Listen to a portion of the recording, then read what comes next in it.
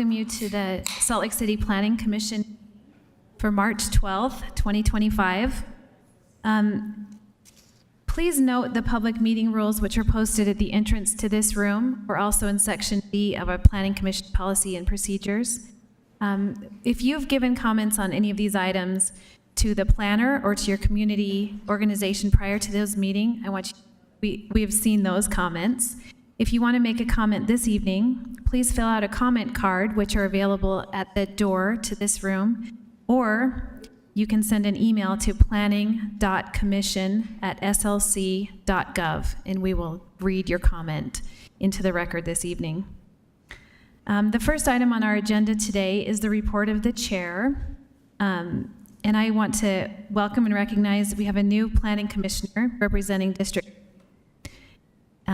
named Richard Leverett. I'd like you to take a minute to introduce yourself. Good evening, everyone. My name is Richard Leverett. I originally hail from Gary, Indiana, but I've been in Salt Lake City for a little over 3 years now. I've worked as a city attorney. I've worked in land use and telecommunications law. I teach for the last 2 years. I've been an adjunct professor at the University of Utah in the city Metropolitan Planning Department, and I'm happy to be part of the group. Make our community better. Thank you. Thank you. Look forward to hearing from you. Next is the report of the vice chair. I have nothing to report. Thank you. Thank you. Next is the report of the planning director. Good evening. Just a quick announcement. We've kicked off the update for the Northwest Community Plan, which encompasses Rose Park, Jordan Meadows, Fair Park, and West Point. And we have our first community meeting tomorrow evening to go over the existing conditions, start that dialogue with. You can find all the information on our website under the Northwest Community Plan update. And that's all I have tonight. Thank you. Now it's time for the open forum, where commissioners can discuss planning, zoning, and general land use items that are not listed on the agenda. So if anyone has something to discuss at this time. Okay, thank you. Now we'll move to the consent agenda. We have 2 items on the consent agenda this evening: a plan development and design review at approximately 553 South and 500 West, and approval of the meeting minutes for February 12th meeting. So, Madam Chair, I have a procedural question. Not sure how we would want to go about this, but I have some questions for the applicant on the design review. And I don't know if procedurally that means I would have to try and see if we pull it out of the consent agenda. Yes, Catherine does. So I would move to pull this off of the consent agenda to allow the to be able to ask questions. Maybe we don't need a full presentation like normal, but I have some questions about the application. Great, I think that's a good idea. So if you want to ask questions, let's. So I just made a motion to pull it up? Yes. So if nobody seconds it, then it's dead. I'll second your motion to pull it off the consent agenda. Okay, we have a motion from Commissioner Berry to move item 1 from the regular agenda. I have a modification to that motion to move that item to the end of the agenda without making all these folks wait. Do you accept that? I think that's your purview. It doesn't matter in the agenda itself. You have the discretion to put it wherever you wish on the regular agenda, and I have no qualms about anything you do on that. Okay. I think we'll... But we would need a vote first. Motion before you make that determination. We want to have, this is an administrative item, and we want to have it before the legislative items, which is how we usually do it. So we'll just keep it at if you vote to move it, I think I would place it first in the agenda. So the administrative items are first. Madam Chair, do we know if the applicant is actually going to be here? at the end of the grade. Can the planner confirm that? Okay, thank you. Okay, time to vote. Okay. I'm going to ask, the motion is to move this item to the regular agenda. Commissioner Scott, Yes. yes. Commissioner Barry, Yes. Commissioner Krasik, Yes. Commissioner Mike Christensen, Yes. Commissioner Leverett, I'm abstaining. Commissioner Shear, No. and I'll vote yes. So we'll move that item to the consent agenda. So I'm sorry, from the consent agenda. So the item on the consent agenda now is approval of the February 12th minutes. I will move that we approve the minutes. I'll second that. Thank you. We have a motion from Commissioner Barry and a second from Commissioner Mike Christensen. Let's vote on that. Commissioner Krasik, Yes. Commissioner Mike Christensen, Yes. Commissioner Leverett, Abstention. Commissioner Shear, Yes. Commissioner Barry, Yes. Commissioner Scott, Yes. and I also will vote yes. So the minutes from that meeting are approved unanimously. All right, we'll go to the regular agenda now. That's item number 1, the plan development and design, approximately 553 South, 500 West. If the planner wants to introduce the project to us, and you can do an abbreviated presentation if you need to. Happy to. Just let me pull it up.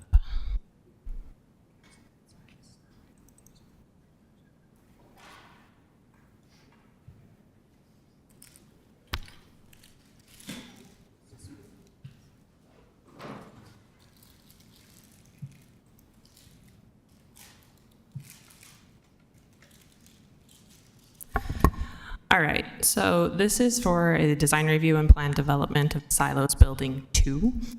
The request is a design review. They're requesting relief from active ground floor use requirements, ground floor glass requirements, upper floor glass requirements, and upper floor step back and overhead covers above building entrances. The plan development portion is they're requesting that the 500 West facade not be wrapped in a use other than parking. And the recommendation is you approve with the conditions listed in the staff report. So this is a phase of a larger block redevelopment known as the Silos Park. So to give you some context about where this building fits, this is a rendering of the entire block. In the top left corner is a 8-story affordable housing project that has already been approved. It was approved by the Planning Commission in September of 23 and is currently under construction. Building 2 and the Silo Park, which are middle of the block, are also under construction and received Planning Commission approval summer of 23. Building 2 is a mixed-use building. The ground floor is 100% active. There's a restaurant going in right there with outdoor dining adjacent to the park. And there are 2-bedroom and studio apartments in the upper floors. In the lower right corner is Building 3. It received Planning Commission approval at the same time as Building 1. It is a multifamily building. There's no other commercial element in there. It has over 200 units in it and has amenity spaces like a pool that overlooks the park and ground floor residential entrances on the private drive interior to the block and 400 West. The building under review today is Building 2, which is along 500 West, just north of the Miller and Casket buildings. These three buildings will be developed in conjunction with each other. Building 2 is the only one that is subject to design review and plan development. It is a mixed-use building with 3 levels of podium parking and 5 levels of residential above and a commercial element in the interior of the block. The Miller and Casket buildings are historic buildings that are contributing to the National Historic District in this area. Because they are in a National Historic District, they are not protected from demolition. It is proposed that they will be retrofitted into commercial space. Here's a rendering of the entire block to give you an idea of the massing and scale and design of these buildings. Again, Building 2 is the one under review for today. So, Building 2. Building 2 is a kind of the workhorse building for this entire block. This area is in the CG zone, which requires the most amount of parking in the city. Therefore, for the entire block, they need several hundred parking spaces required by code. And as you know, parking and active pedestrian use design don't really go well together. And so in order to create space for more active uses and to reduce the conflicts with vehicles for the pedestrians, the applicant has chosen to concentrate all of the parking required for Building 1, which is that central building next to the park, the Miller building, the Casket building, and Building 2. The parking for all 4 of those buildings will be within the private drive that's part of the mid-block walkway and the Building 2. So to give you an idea of how much parking we're talking about, the general parking context requires 1 stall per unit for studio and 1-bedroom apartments and 1.25 stalls per unit for 2- and 3-bedroom apartments. There are all 4 types of apartments represented in this project: studio, 1-bedroom, 2-bedroom, and 3-bedroom. There are also considerable commercial space, and depending on the exact use, 2 to 3 stalls per 1,000 square feet of floor area is required. So for Building 1, it requires 85 parking stalls. Because it's in the interior of the block and adjacent to the park, they chose not to relocate any parking on that site to increase the pedestrian design of that area. Miller and Casket buildings, once retrofitted, will require 69 stalls. 56 of those have been provided along that private street where the mid-block walkway is. And the rest will be provided in the parking structure. Building 2 requires 284 stalls just for itself, and they're providing 421 stalls in that parking structure, which will meet all the parking requirements for the entire block. So, because it is a large parking garage on the bottom, it came with some design exchanges. The facade along 500 West does not have an active ground floor use. Instead, they are proposing to locate that in the Miller building. So there will still be an active use along 500 West, it just won't be in Building 2. Additionally, they increased some of the design elements along the ground floor to increase some pedestrian interest. Like I said, the design standards that are being requested really from our ground floor use. They are not providing one in Building 2.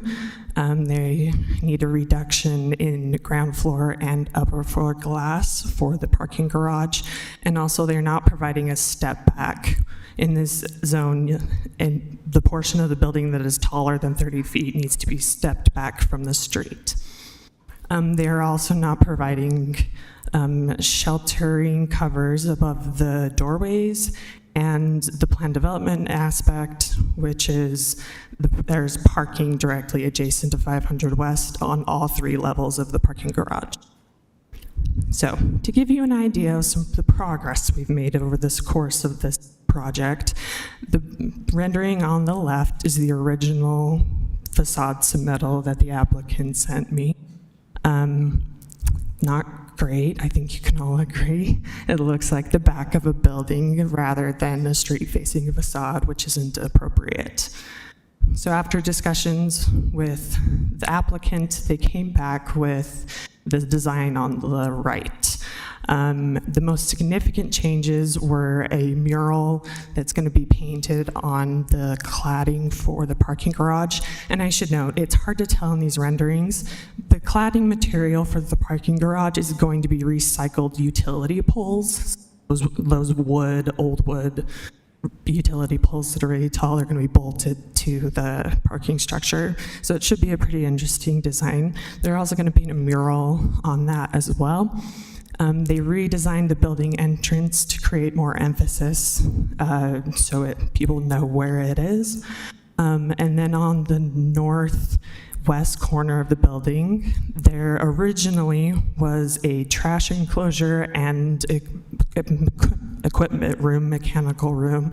They relocated those and instead, in their place, put in a dog wash.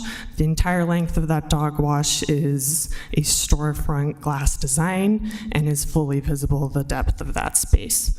Additionally, they're also proposing a fenced dog run on the north side of the building. This is going to be a very dog-friendly development, and so while not a traditional active use, this area will be activated just by people walking their dogs. So, as we know, there had to be some kind of trade-offs with the design of Building 2 to be able to provide all the parking required for this block. The biggest one was the active ground floor use.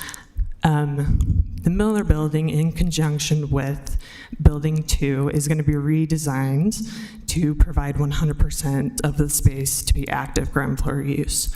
Along 500 West, there's currently a 1980s era addition that will be removed to expose the original brick wall. Entrances will be cut into that wall, and the space where that addition was will be used as an outdoor dining pad, a large one, directly on 500 West.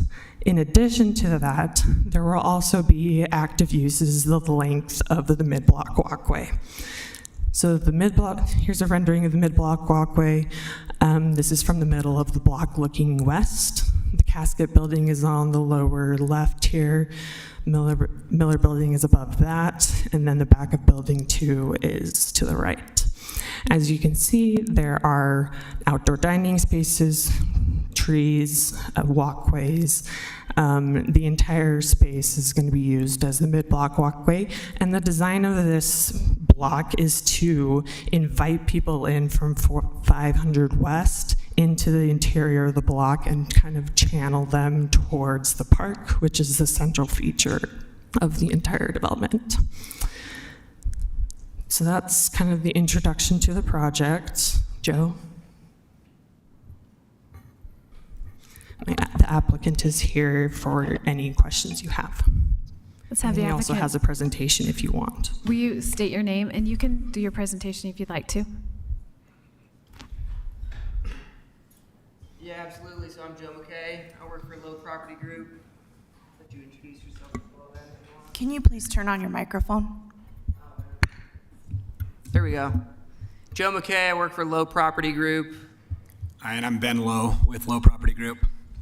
And I can give just a quick presentation. I think Katie Lynn did a really good job of explaining the project and what it is. But happy to share just kind of how we arrived at the design for Building 2 and what it gives to the block. We're really excited about Building 2, even more excited about Silo Park, the overall block development. And as we've planned this and kind of designed it, there have been a few themes, call it, that have kind of guided the decisions that we're making and directed the design. And one of those themes is we want to keep as many old, historical, cool structures on the block as possible. So it's a reason that, silos are being kept on the block. They're central to the block. We're building a park by them. It's the reason that we're keeping the Miller and Casket buildings, historic red brick buildings that were built in the early 1900s. And if we had to give credit to one building on the block as to how we're able to do that. It's building 2. I like what Katie Lynn said. It's the workhorse of the block. It makes things go. You'll maybe remember 20 months ago when we came to Planning Commission for the first phase of this project, the map that Katie Lynn had pulled up, if you want to scroll down a couple slides to like the site plan overview. Yeah, we had a similar map to this, but building 2 didn't exist yet, and the Miller building we had planned to convert into a parking garage. So it's a cool historic building, but because of the constraints of the site and just the demand for parking that we had, the Miller building was going to be a parking garage. After approval of that meeting, we kind of went back to the drawing board. We thought, hey, there's a better way to do this, and the solution ended up being building 2. Where now instead of, the really cool storefront that Miller is going to provide off of 5th West, instead of just keeping that as a parking garage, we're able to provide that activation and space on the block because of building 2. Katie Lynn already talked about the overall project. 740 residential units, range from light-tech, affordable, to high-end market rate luxury product. Building 2 kind of lands in the mid to low range of that. It's a market rate project, but at an attainable rent check to renters. A lot of the project's already underway. If you want to scroll down a little bit more, Katie. Sir, approved and can you under- scoot a little closer to your microphone? Oh, Thank yeah. you. Sorry. Silo Park is already underway. This goes in with building 1, which you'll see off to the left in this rendering, which is a 65-unit market rate project. It's providing about 7,000 square feet of ground floor retail space with a really awesome patio that kind of spills off into the park. If you go to the next one, you'll see this is now looking kind of from the historic silo structures that we're preserving towards the south. This is building 3. You can kind of see the pool deck amenity area that Katie Lynn mentioned. That building is going to break ground this summer. And then also as part of this scope that's already been approved, the roads and infrastructure are going in on the block as well. So project's underway. We're excited about what this is going to do for the entrance to Salt Lake City off of 600 South. If you want to scroll down, Katie Lynn, to, yeah, maybe one more. This is probably my favorite rendering in the deck. It shows you the 5th South view and a good view of Miller Building as well. So again, Miller Building originally, that off to the right there, the historic red brick, cool storefront windows, awesome patio. That was gonna be a parking garage 20 months ago. Because of building 2, we're able to preserve it, not just preserve it, but create a concept and use that is, adds activation to the block and gets us excited. I think last thing I'll say is just our whole goal with Silo Park as the block as a whole has been a mix of old and new architecture. Building 2 allows us to do that. Activation with the park, with the mid-block walkway playing off of the green loop as well. Really just trying to beautify the entrance to Salt Lake City so that anyone driving down into Salt Lake off of 6 South, this is a great first impression to the city. And lastly, just inviting people of different backgrounds to congregate in one area. We have light-tech affordable units on the block. We also have luxury high-end apartments that's going to be offered on the block. All those people are going to be mixing, mingling in Silo Park. And again, building 2 is kind of what makes it work, makes it go. So excited about the project and happy to answer any questions. Thank you. Now it's time for the commission to ask clarifying questions. Do you have some? I have some questions. As you know, when you come before the Planning Commission, you're asking for relief for very specific things, but it opens up a conversation about the whole proposal. So that said, I'm very much in support of concentrating the parking in Building 2 and facing it on 5th West. So I think that's a great choice. So my questions really center around kind of this corner as they relate from Building 2 to the Miller Building and to the Casket Building. I'm also a huge stalwart proponent of preservation, so I'm thrilled that you want to do some adaptive reuse. And so my questions kind of come this way. I'm going to center on the walkway because I want to learn more about that. But one of my questions, Katie Lynn, I guess for you. So in one of the renderings where we look at the existing mid-block walkways and they're in hash pink color, are those just like on paper? of where we've identified them to be? Because obviously they don't exist at the moment. Yeah, so the pink ones, so 2 mid-block walkways were approved as part of phase 1 of this project, and that's what those pink hash lines were. And that's just like where the legal like mid-block That's what I walkway was is. wondering. So Yeah. most specifically around parcel 3, those are what's on paper Right. of their And legal they're under easement. construction right now. Okay. Yeah. So, okay, can you give me some more information on the parts of the Miller building that you're peeling away? Because it's a really hard area to get out and walk around it, to really understand without, it's a hard site to access on foot and to get that idea. Can you give us some more information of what parts of the Miller building aren't important, like they're not original, and we're going to peel those away to get an idea of how that building will shrink for me, because I want to understand that better. And then is the casket building then completely, it's just going to be left alone?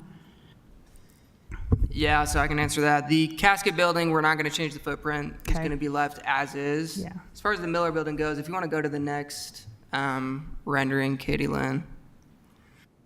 So this kind of patio area that you see, umbrellas, currently what sits there is not really a historic part of the building. It's white cinder block, and it's more recently constructed than, the early 1900s. So we're actually going to peel back that portion of the building so that we can reveal the historic red brick from the original building. And create that patio space So on the west that's side. pretty much the part of the building, like the Miller building that you're removing. That's what will be changing on that footprint. That's a portion of it. Okay. The other part of the footprint that'll change, if you want to actually go back to, actually this is a great rendering. So right now the Miller building actually extends to like the middle of this drive that we're seeing right here. Okay. Drive/mid-block walkway.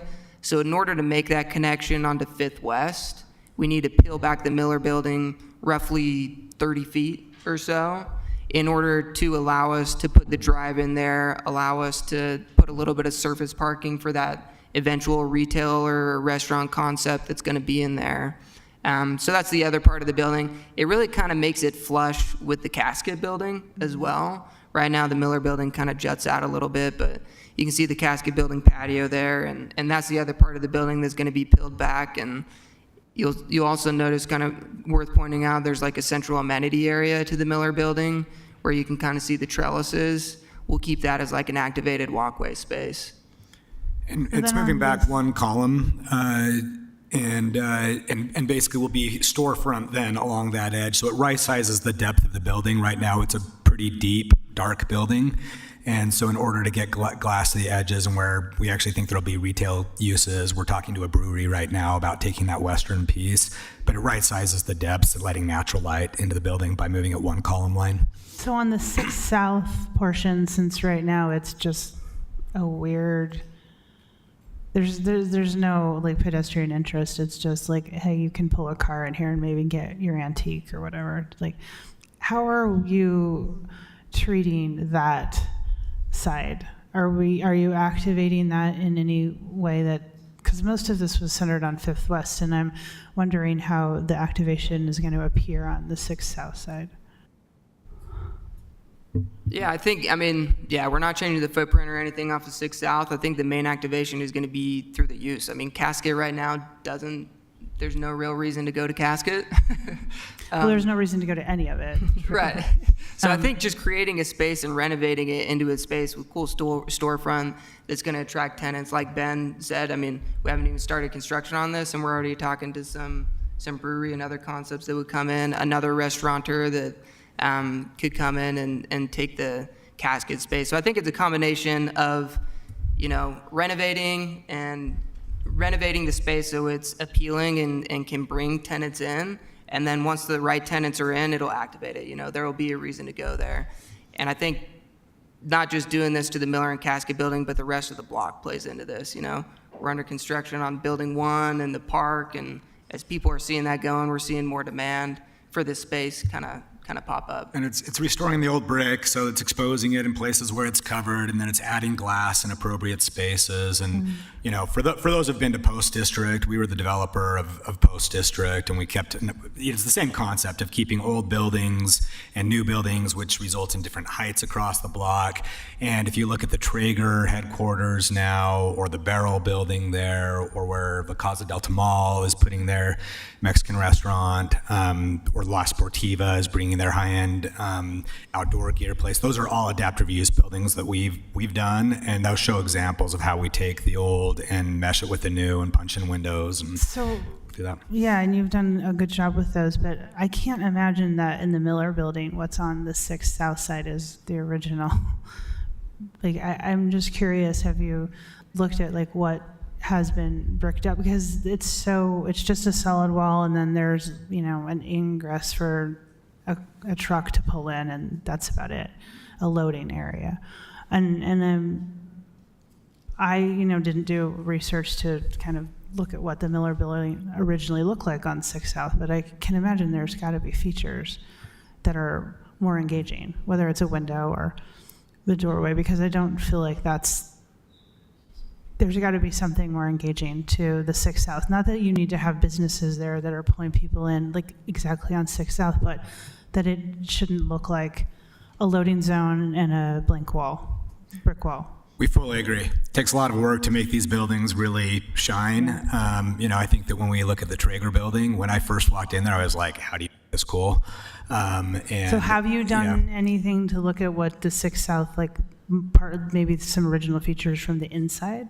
Yeah, and it's a mix of items there. So there's the building. A lot of these buildings get tacked on over time. So there's one piece that's the very Right. first piece, and then 10 years later, another piece gets tacked on. So it's a combination of a lot of pieces.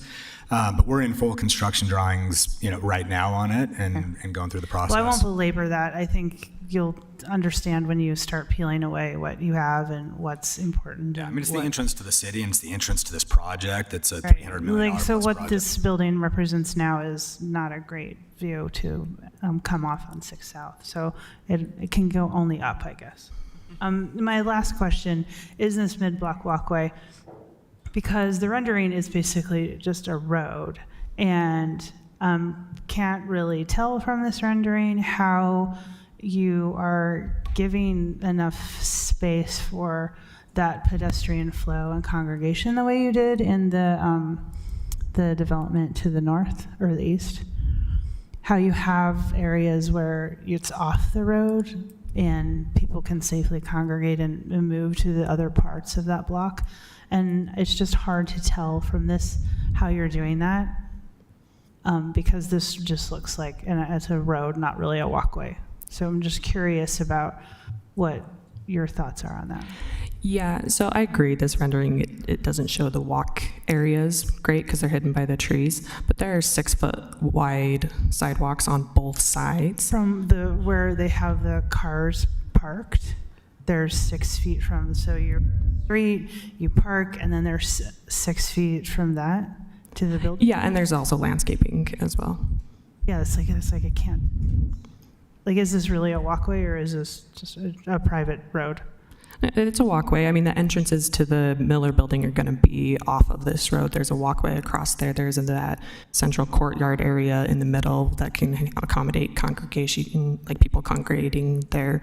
And you can kind of tell where there's like these brick jutting out of the Miller building, like the old wall. There's doorways cut through that. That's kind of where the walkway on this side is going, and then there's also a walkway running along building 2. Okay. I just have one comment. Hold on, we're just doing clarifying questions right now. We still need to do the public comment. Okay. If you need to ask something of the applicant, you can. You can ask a question if you want to. Okay, all right. Thank you. I'm done with the Okay. questions part. Any other questions? Okay. I'm going to open the public hearing now for this item. If anyone from the recognized community organization would like to speak, please approach the podium. or any member of the public who would like to speak about this item? I don't have any comment cards. Do we have any new emails during this meeting? No. Yes? For this item? No, thank you. Okay, I'm going to close the public comment period, and now it's time to discuss, make comments, make a motion, that kind of stuff. Commissioner Scherer, I'd love to hear from you. Yeah, I'm kind of interested not so much in this facade. I am interested in this building as a whole, and in the ground floor. This is where everybody who lives there and everybody who shops there is going to come out that one of two doors. That's the way to capture your pedestrians. That's the point they become pedestrians in your place. So I want to make sure that you understand that, and that end of the building, the other end from 6th, which is on a mid-block walkway. It's hard to tell. I'm looking at the plan, actually, of the building itself. So you have a little retail space there, you have mailboxes, and you have a tiny little lobby with 2 elevators. That's where most people who are parking there are going to come out. And outside of that elevator is a 6-foot walkway. What I'm saying is that this is the feed. If there were, if you're going to shoot all the people in your project through those 2 doors. One on 6, which probably isn't going to be used very much, and one here in the mid-block walkway. So that's where a lot of people, you have to sort of imagine the pedestrian pathways that need to feed that, because they're coming in and out. And they're going to be making, each apartment typically will have 8 trips a day in and out. So that's 3,200 people coming in and out of those 2 elevators and just that one tiny little lobby. So I think I think you need to expand that lobby. You may need more elevators, and so that's a problem. I think that we need to. Is that the entrance to the elevators and stuff? Yeah, this is the entrance on the mid-block walkway. Okay. I just think that lobby is too small for what you're doing, and maybe the elevator capacity is too small too. And also, I just think I'm glad to see that drawing. That wasn't in our package, I don't think. But so that there's behind that screening is on the ground floor a mail room, and then there's some retail farther down, a little bit farther. Correct. Down. Okay. Happy to address. That helps me understand this better. Okay. Yeah, and we fully agree. We tried to be really thoughtful, and we've actually moved around quite a bit. There's actually, you can walk out of the parking garage as well, right on the corner to the park, where there's also 7,000 square feet of retail, and across the street from the leasing center and gym as well. So you literally walk out, and all those activated uses are right there. I'm sorry, you can. How do you get to that retail from the parking garage? Yeah, on the northeast corner. So the other glass where the retail is. Right, there, yeah. So the side of that retail, there's another exit out of the parking garage right there. So we think there needs to be more than one exit out of the garage. People walking down the ramp. There's a lot of parking on the main floor. So most of the public parking and the people will be coming out. Like the people living in the building will park on the upper levels where they go straight into the elevator and right to their unit. Those who are going to the public retail spaces will generally be on the first floor and spill onto the second. So building 3 does almost self park at a 1-to-1 ratio. So I guess my point is it's most of the apartment users will be parking within their own building, and the spillover parking of this building that really makes the block work is for all the retail uses, and that's where we really wanted them to be able to exit and drop right onto the park to where all the retail uses are and where they spill out. You're expecting people to walk down the parking ramp to do that? No, there are stairways down as well to those entrances and exits, but the main floor will be the primary public parking area where they won't need to go down or up because they'll be on the main floor. Okay, thank you. My comment is that there are a lot of accommodations being asked for to concentrate all of the parking into this one building, so that the other buildings, Miller and Casket, can be 100% floor activation, ground floor activation. And I feel like I would like to see that as a condition of this plan development and design review, if that's possible, if they're the same property, if they're part of the same plan development. Yeah, and we discussed that, and it's something you can do if you want. The reality is, without Building 2, Miller Building doesn't work. So they can't do what they're planning with Miller Building if they don't get the approval for Building 2. And also because we tied a lot of the conditions to Miller, if they make any changes to Miller, it will require an amendment to the approval. What conditions require the Miller Building to be 100% ground floor There activated? isn't any. There isn't any. Right, Okay. because we didn't feel it was necessary because Okay. the two are already tied. Okay, that's what I'm saying, and I can't make that motion, so I would like for you guys maybe to consider if we need to include that 100% activation of those two other buildings in order to make the accommodation for parking in this building improve the entire project. Like those can't also be parking or something else, and make these accommodations to this building. That's what I think. The only thing that I would add is just this parking garage is not just for the Miller Building, it's for the whole block. So we're building a big park and keeping old silos on the block that we think is really important to the block. And we cannot park on the north side of this block because of those silos, right? There's just no way. They're kind of central to the whole project. So in order to have that park and keep silos and be able to have retailers spill onto it, we have to park it somewhere. So I just want to be clear, this parking garage is not just like, oh, now we can keep Miller. It is literally so we can make this whole block work, so we can keep the silos building. We're keeping the old mill building as well. So it's really block-wide parking, not just accommodating the Miller piece. It's part of a much bigger project where we're keeping the old and new. So. Okay.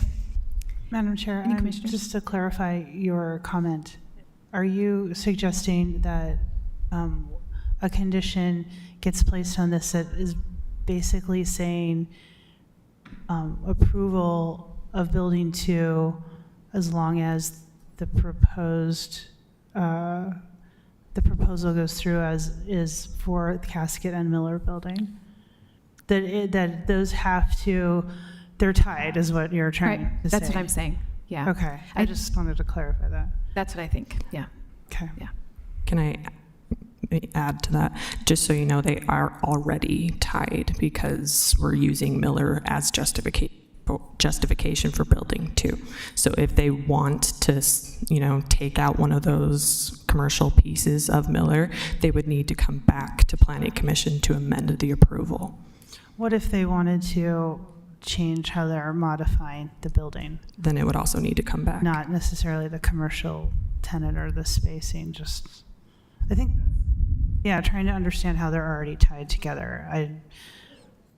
That's unique, and it's not something we've really dealt a lot with. You can make it a condition if you want, if that makes you more comfortable. But just, if it's redundant, then it's not it's just kind of necessary. redundant. Just we don't typically see something come before us that already has that tied in, so I'm trying to understand that reasoning a little bit easier. So so any modification to, say, the Miller Building, if they change anything from what's proposed to us now, they would have to come for different approval. Correct. They would have to modify the approval.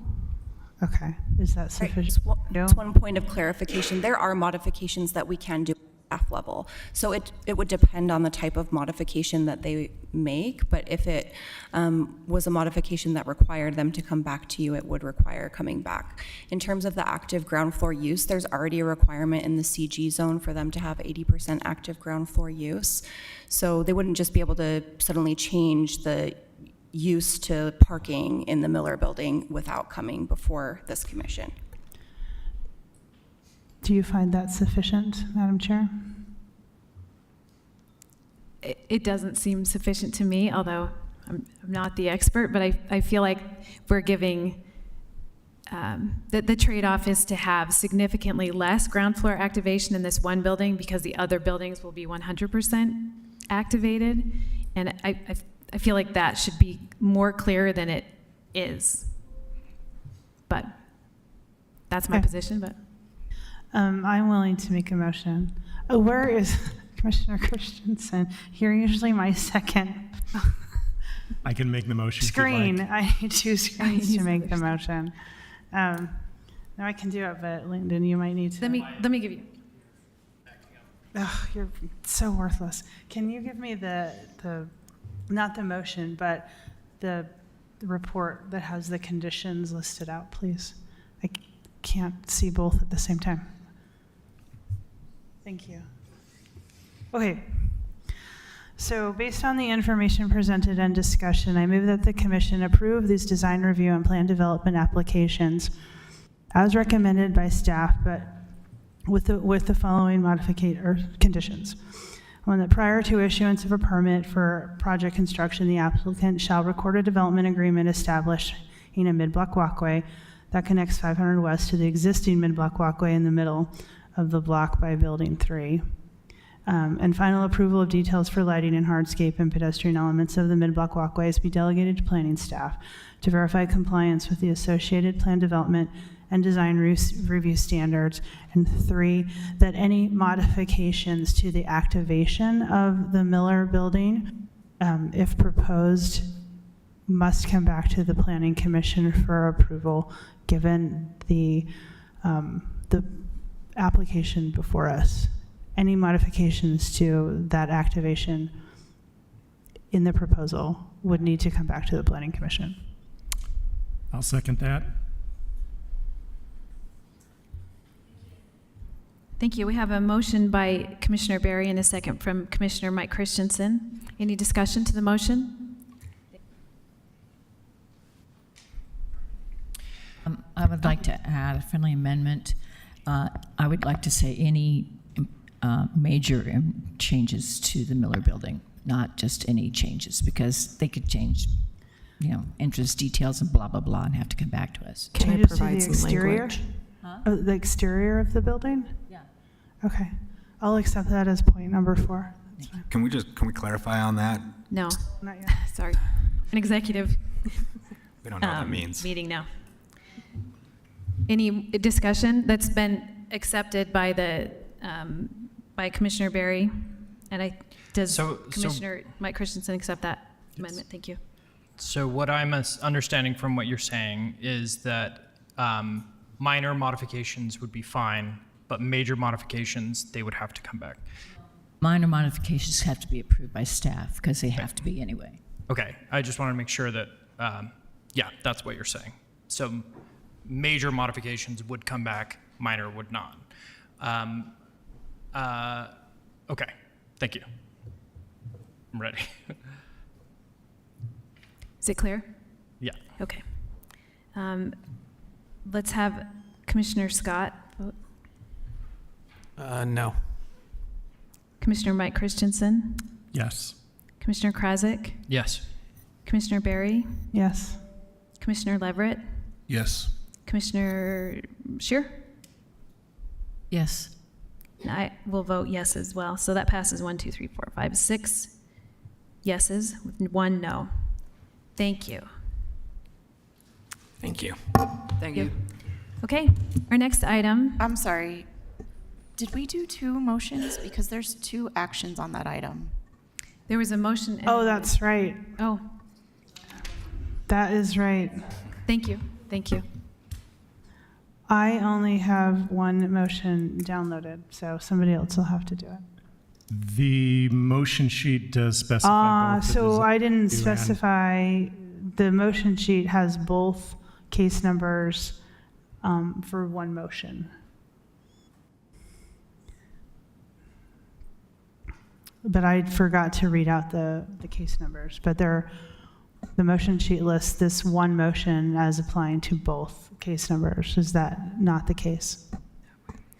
I think there was a miscommunication. It should have been 2 separate motions on one motion sheet. So without that, which case number is for the plan development or the design review? That's what we just did. What's the case number for the design review?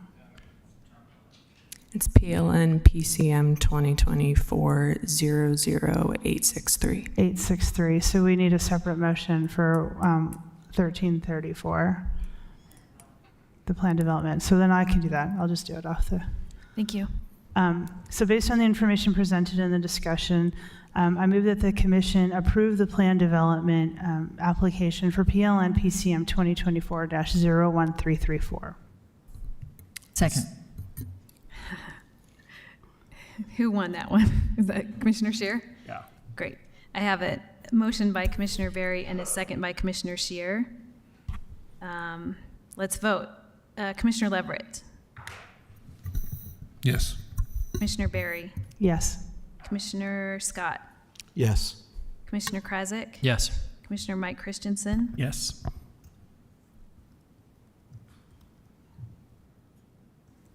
and I will vote yes. I didn't get to vote. You didn't get to vote. Commissioner Scheer, I'm sorry. Yes. Yes, thank you. And I also will vote yes, so that's unanimous. That one passes. Thank you. We done? We're done. Thank you. Thanks. Thank you. Okay. Now we're going to move to item 3 on the agenda. It's the RMF 35 and RMF 45 multifamily zoning district merger text and map amendment.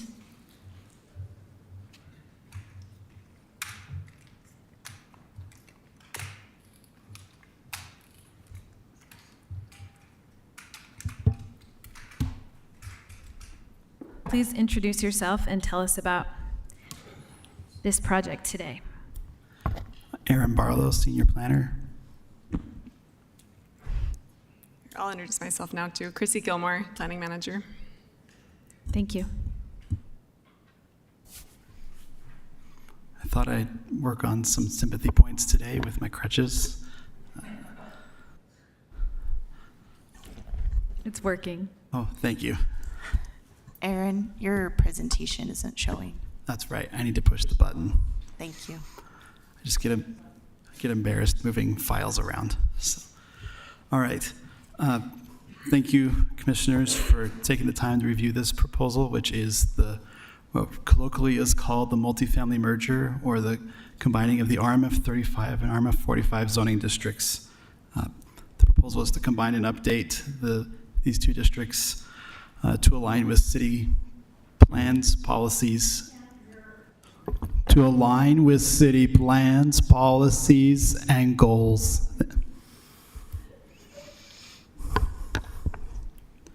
Okay, here is a map of the impacted districts here. RMF 45 is in red and RMF 35 is in blue. The gray is local historic districts.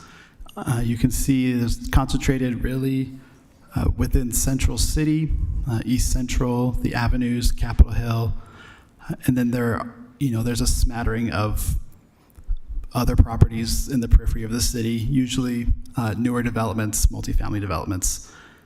Just looking closer, so you can get a closer look at the historic districts, the Capitol Hill, avenues, South Temple, University, and Central City historic districts. 37% of properties of the two affected districts are located in local districts, and so wanted to focus on where they're located here. So before diving into the proposal, we wanted to take a step back and discuss why this proposal is before you and where it's coming from.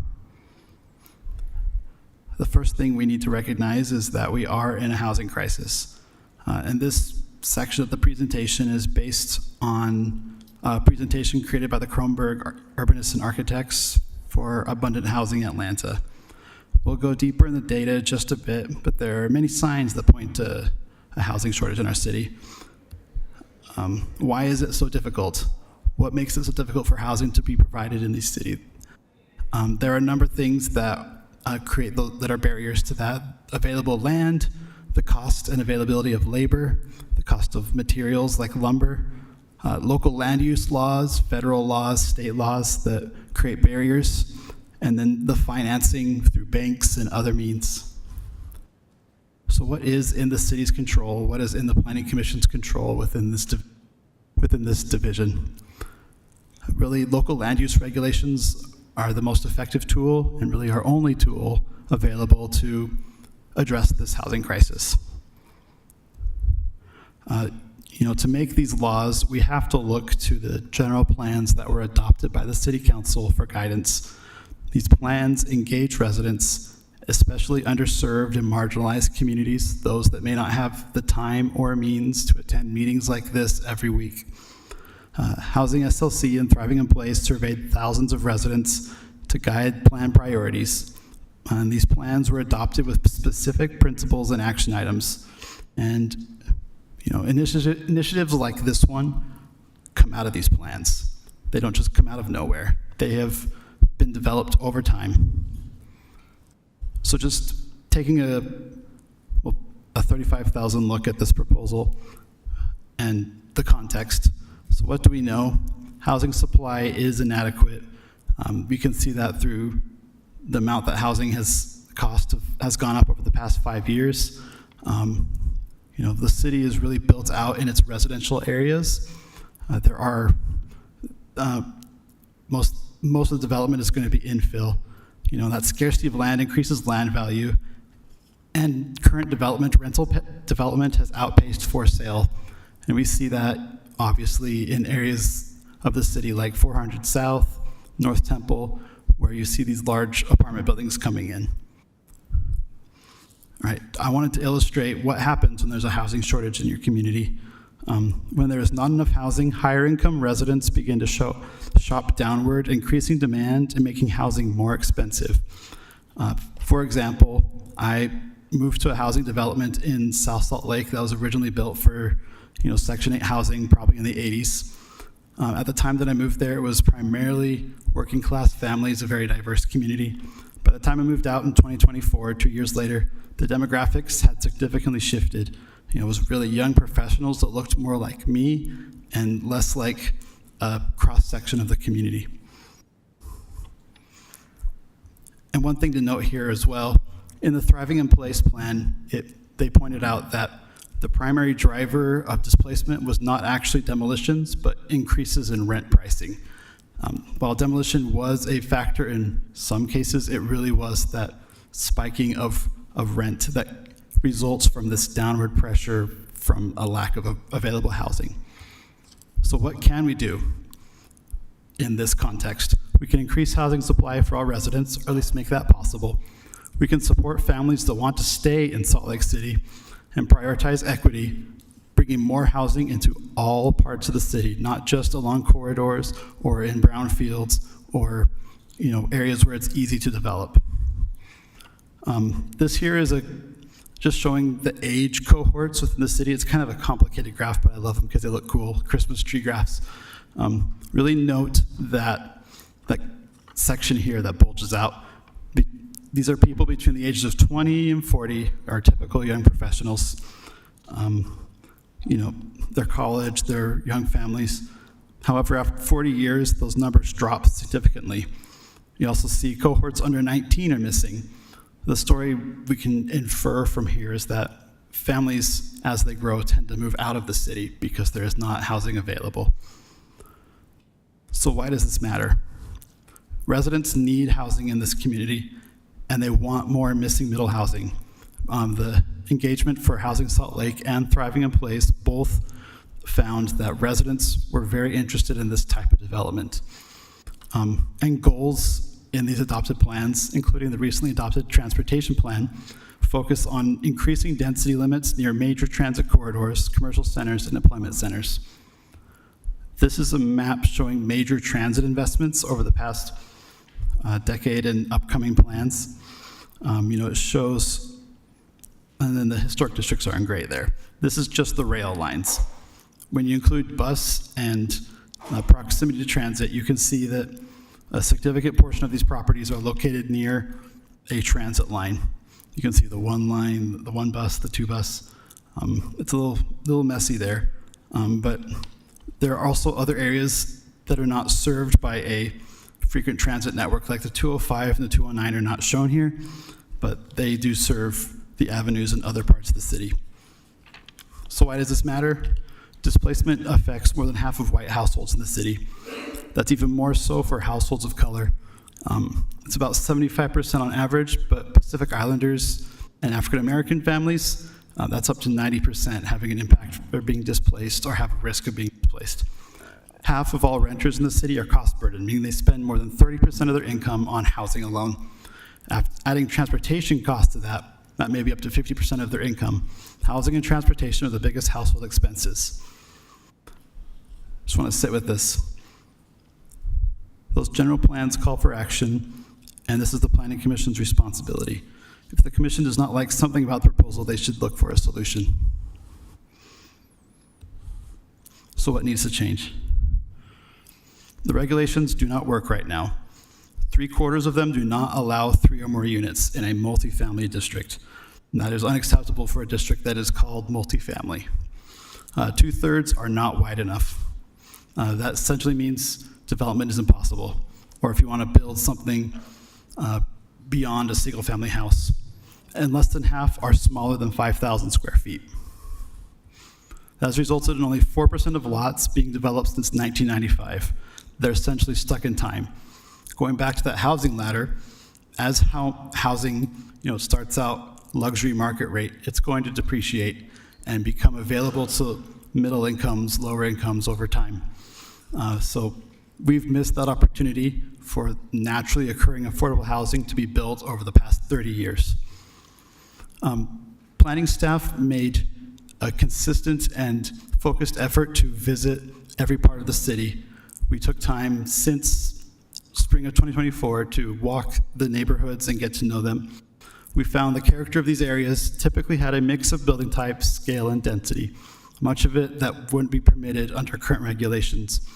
And a lot of it reflects the missing middle in this proposal that we're pushing, or we're taking from Thriving in Place and the housing plan. So just some examples here. This is in the East Central community. Have a house right next to a 4-story walk-up. Another example. Here we have a historic home that's actually taller than a mid-century apartment building. This is actually in Sugar House here on 12th East. And this is on Douglas Avenue. These are areas of the city that have a very interesting mix of housing types and densities. Okay, so before we dive into what the next steps might be, just wanted to kind of summarize the proposal. We've already gone over it, and it's available to review in the staff report. Essentially, this proposal would combine the 2 zones into a single zoning district. It would begin to regulate based on building form, allowing for different regulations for different types depending on their impact. It would modify lot and width requirements so that density better reflects what is on the ground. We'd introduce design standards that are not currently required in this district, easing lot requirements to allow for more for-sale units, and also promoting building preservation with bonus units, and then incorporating those zoning incentives so that we can see preservation of existing housing and more affordable housing as well. Because we know, obviously, we have market rate development, but there is a need for that deed-restricted affordable housing, and there are incentives available for that as well. So moving forward, I wanted to cover some of the stuff that we've heard from the community and the commission, and then go over some next steps and options moving forward. So we did several community open houses. We had, I think, 8 open houses, and then many community council presentations, and we did hear a couple key themes through that engagement. So the first is that the primary concern expressed through public input was that these changes promote demolition of existing homes. And we do recognize that this will put some pressure on single-family homes inside and outside of local historic districts. However, as Aaron mentioned, these multifamily zoning, these districts are zoned for multifamily development and should be able to accommodate multifamily development on an average size lot, and only 25% of lots can currently accommodate more than 3 units because of the restrictive lot area requirements. So with that said, we did try to strike a balance between allowing more development and preserving existing structures. So several tools are included to help minimize demolition of existing structures. The first is to discourage the collection or banking of multiple parcels of land to accommodate larger developments, which we have seen in the city, is to propose a lot width maximum of 110 feet. This is typically 2 to 3 parcels, so this would hopefully prevent the consolidation of larger parcels of land and then the subsequent demolition of those structures for a larger building. Additionally, we were proposing to allow a unit bonus when a building permit is pulled for additional housing on a lot with an existing structure. The idea is that the property owner would be more likely to preserve the existing structure if they can add additional units within or behind the home instead of demolishing and not being able to build as many units. Additionally, many multifamily buildings within the existing zones already have more units than could ever be constructed on proposal, and so they will likely not be demolished to construct fewer units than they are currently entitled to. And then the city has existing building preservation incentives that allow reduced parking requirements, waive density, and administrative plan development to help with building preservation. But I do want to note that we recognize that demolitions are already happening and they will continue to happen regardless of this proposal, although we did try to strike that balance with some of these tools. The next thing we heard was affordable housing. The concern raised was that new housing will not be affordable. And I want to note that the overall goal of this proposal is not necessarily to create affordable housing, but it's to improve the functionality of these zones to create new housing in general, so housing of any type. While zoning measures have limited ability to create affordable housing, by improving the functionality of these zones, we can allow much needed additional housing units, and increasing the overall supply is a housing strategy for improving affordability because competition for individual units decreases when there are more housing units available, which can help lower prices and make housing more accessible for all. And then additionally, the proposal would allow smaller infill units, which may lend themselves to being more affordable in the relative sense. And then units are located near transit and amenities, which also helps reduce those cost burden, transportation costs. And then I wanted to note that this is just one piece of the affordability puzzle. The city has many programs in place that facilitate and even track affordable units. Like I talked about before, we also have the affordable housing incentives. So again, there's only so many things in the control of zoning, and this is, we have a very limited scope here. And then the other concern brought up that was a primary theme was the scale. So we heard concerns over the potential scale of new development, particularly for the properties currently zoned RMF 35. The proposal includes several measures to respond to these concerns, including the maximum lot width, which I already discussed, design standards for new development, and then a key part of the proposal is to limit the number of units within a building. So for example, the proposal limits multifamily buildings to 20 units. That's roughly the size of an historic 4-story walk-up. And to build in a building of that size, a property owner would need at least 15,000 square feet of lot area. And that comes out to about 14% of properties in these districts that would qualify for a building of 20 units. And then I do want to say that in response to these concerns, we did remove the originally proposed 55-foot height building preservation incentive and affordable housing incentive. So that has been removed from the proposal. However, we do recognize that there may be further changes warranted, so we'll discuss those in a minute. I do want to say that even with those concerns, there was still significant support from the community. About half of the comments were in support, and we believe that that's because the master plans say to do this. All of our master plans besides Plan Salt Lake that were reviewed have been adopted within the last 2 years, so we believe this is representative of the broader community. Next slide, please. So changes made to the proposal. We do have a few other changes. Through public input, we heard that cottage developments were a desirable type of building form. So we reduced the size from the law area required from 1,000 square feet to 500 square feet to further incentivize that building form. We, as I discussed, removed the zoning incentives for the 55-foot height. And then we heard through public input that the potential to waive open space if you're adjacent to a park. So we waived the open space requirement if you're within 800 feet walking distance to a public park or open space. And that's what we made so far, but now I want to get into the direction needed. So I just want to emphasize that, we heard you and we heard the community, and we know that changes may be necessary. So I want to go over some of those. And we're recommending that you table the proposal tonight, although you do have the option of, recommending approval if you want. But we are recommending that you table the proposal. So next slide, please. So the first option and direction needed is to split the zones back into separate RMF 35 and 45 zones. So while the proposal is meant to simplify the regulations, splitting the zones back into 2 districts is one option to address this concerns regarding building scale. This would keep the maximum height as 35 feet in the RMF 35 and would keep the same standards in the report as in the RMF 45 proposal. The only difference would be the height unless directed otherwise. There is another option that if the zones are split, the commission could consider upping the RMF 45 district to 55 feet.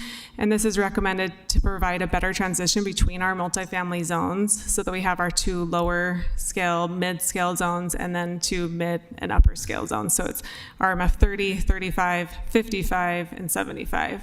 So that's another option. And we believe that the RMF 45 is in line with that, with the current height of those structures. And then next slide, please. So the other option is to rezone some properties to RMF 30, especially in areas that will experience high development pressure, to retain the same development potential and provide an effective transition between single-family zones. We are recommending that the majority of properties stay at RMF 35 or 45, though. However, 2 neighborhoods in particular could be appropriate for RMF 30 based on their characteristics that we reviewed. So they are further from transit. Like as you can see here, they're blocked by the freeway. The current scale is prevailing single-family homes on these streets, and then they are at a greater risk of displacement. And these are Euclid Ave west of 1000 West and 900 West and 600 South between 700 South and I-80, which you can see on this map here. And then if the commission determines that there is a downzoning that's necessary, we would want to send new postcards and new notices to those residents, informing them and giving them a chance to come to another public hearing. Okay. And then, excuse me.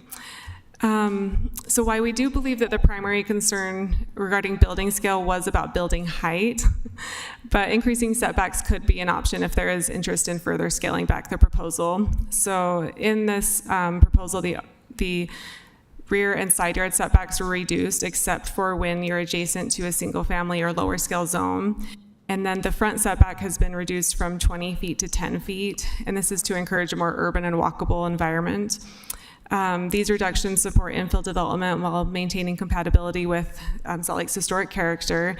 And I do want to mention that larger setbacks can buffer properties, and that's helpful for larger buildings. But there is, the pros and cons where decreasing setbacks could also increase demolition pressure if new units can't fit within the developable space, particularly for their rear yard. So, because it's less flexibility for the lot, so I just wanted to provide both of those pros and cons to that option.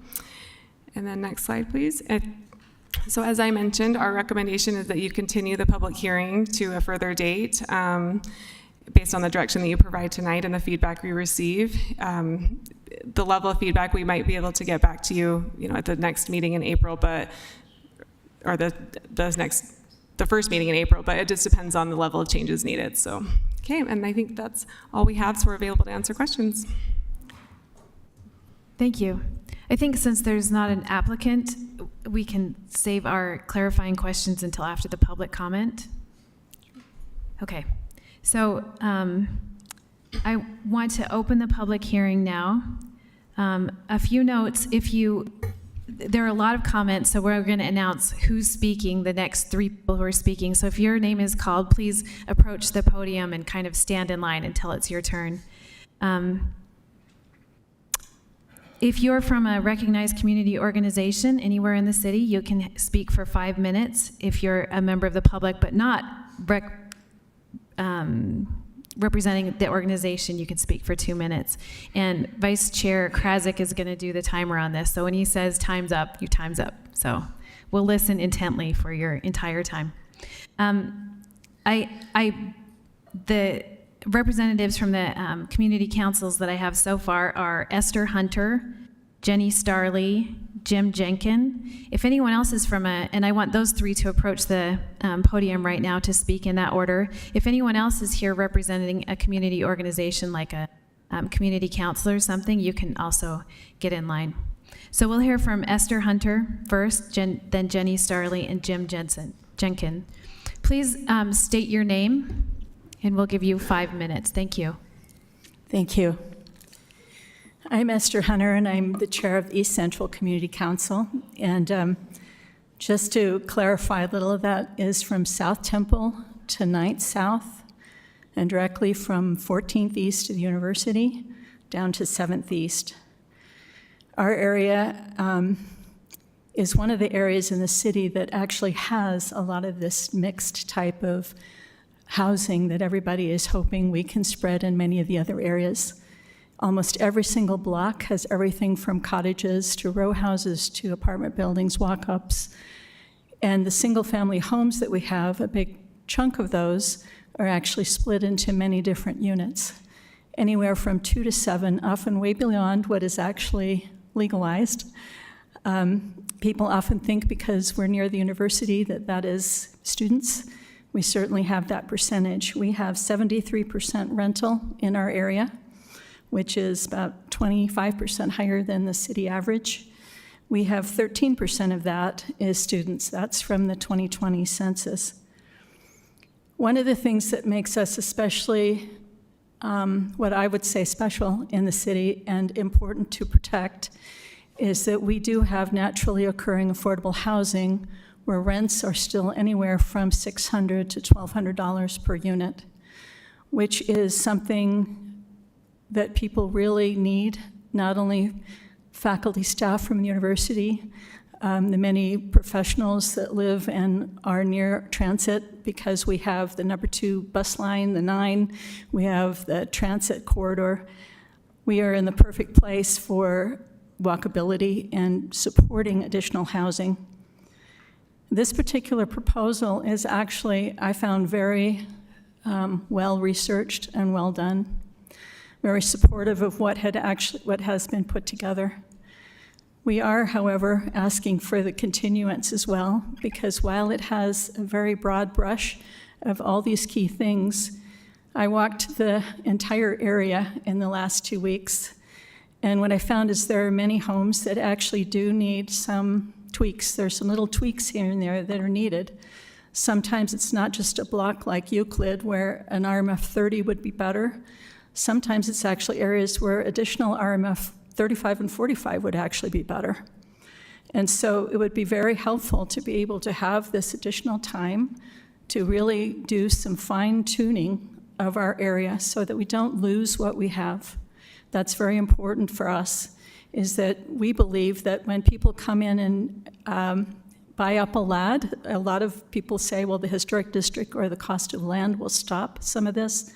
We have found that people do come in, they tear down, and in order to actually protect what we have, I think we need to make some little tweaks in what's actually been presented, and I appreciate the changes that have already been made. A lot of this code change for our area counts on that the 95 zoning was done well. And you have to go back in time to what really happened in our area, where this originally was planned to be Research Park for the University of Utah, and we were fighting to get some down zoning. In 95, there was a limited amount of things that could actually be done to fine-tune what zoning was actually applied where it was applied. The 2005 master plan then counted on the 95 zoning, so it's appropriate to go back and look and make some of these little tweaks. A couple of other little things. We believe that anybody that comes in and takes a lot will actually maximize it. I don't think we're going to necessarily see some of this other middle housing that we would like to see. It would be nice if people who have property in the zone could actually opt out. Right now, we're just forcing this kind of zone on everyone. If there are landowners who actually would like to opt out of a change, that would be nice. And when I talked about the possibility of even changing some zones from what is actually proposed, I have heard that the City Council is already for this on a count of 5 to 2. And so it is very important that whatever we send to them really makes all the changes that we need to do, that we do it right this time where we have this opportunity. So we're trying very hard to protect our naturally occurring affordable housing that we have. We would like to see more density in some of those houses. We would like to see some additional units that are bonus on top of keeping the existing structures and adding some internal additional units inside some of that housing. Now, in saying all of this, I do need to specify that not all of East Central is this way. There are portions that are absolutely R2. Sorry, that's time. Single family, so there are Thank you. different sections. Thank you for your time. Thank you. Next is Jenny Starley, and then Jim Jenkin, and then any other community organization representative. Okay, thank you. My name is Jenny Starley. I'm representing the Central City Neighborhood Council and serve as the vice chair. So we totally agree with the sentiment we just received, and we also want a little bit of focus on the setbacks.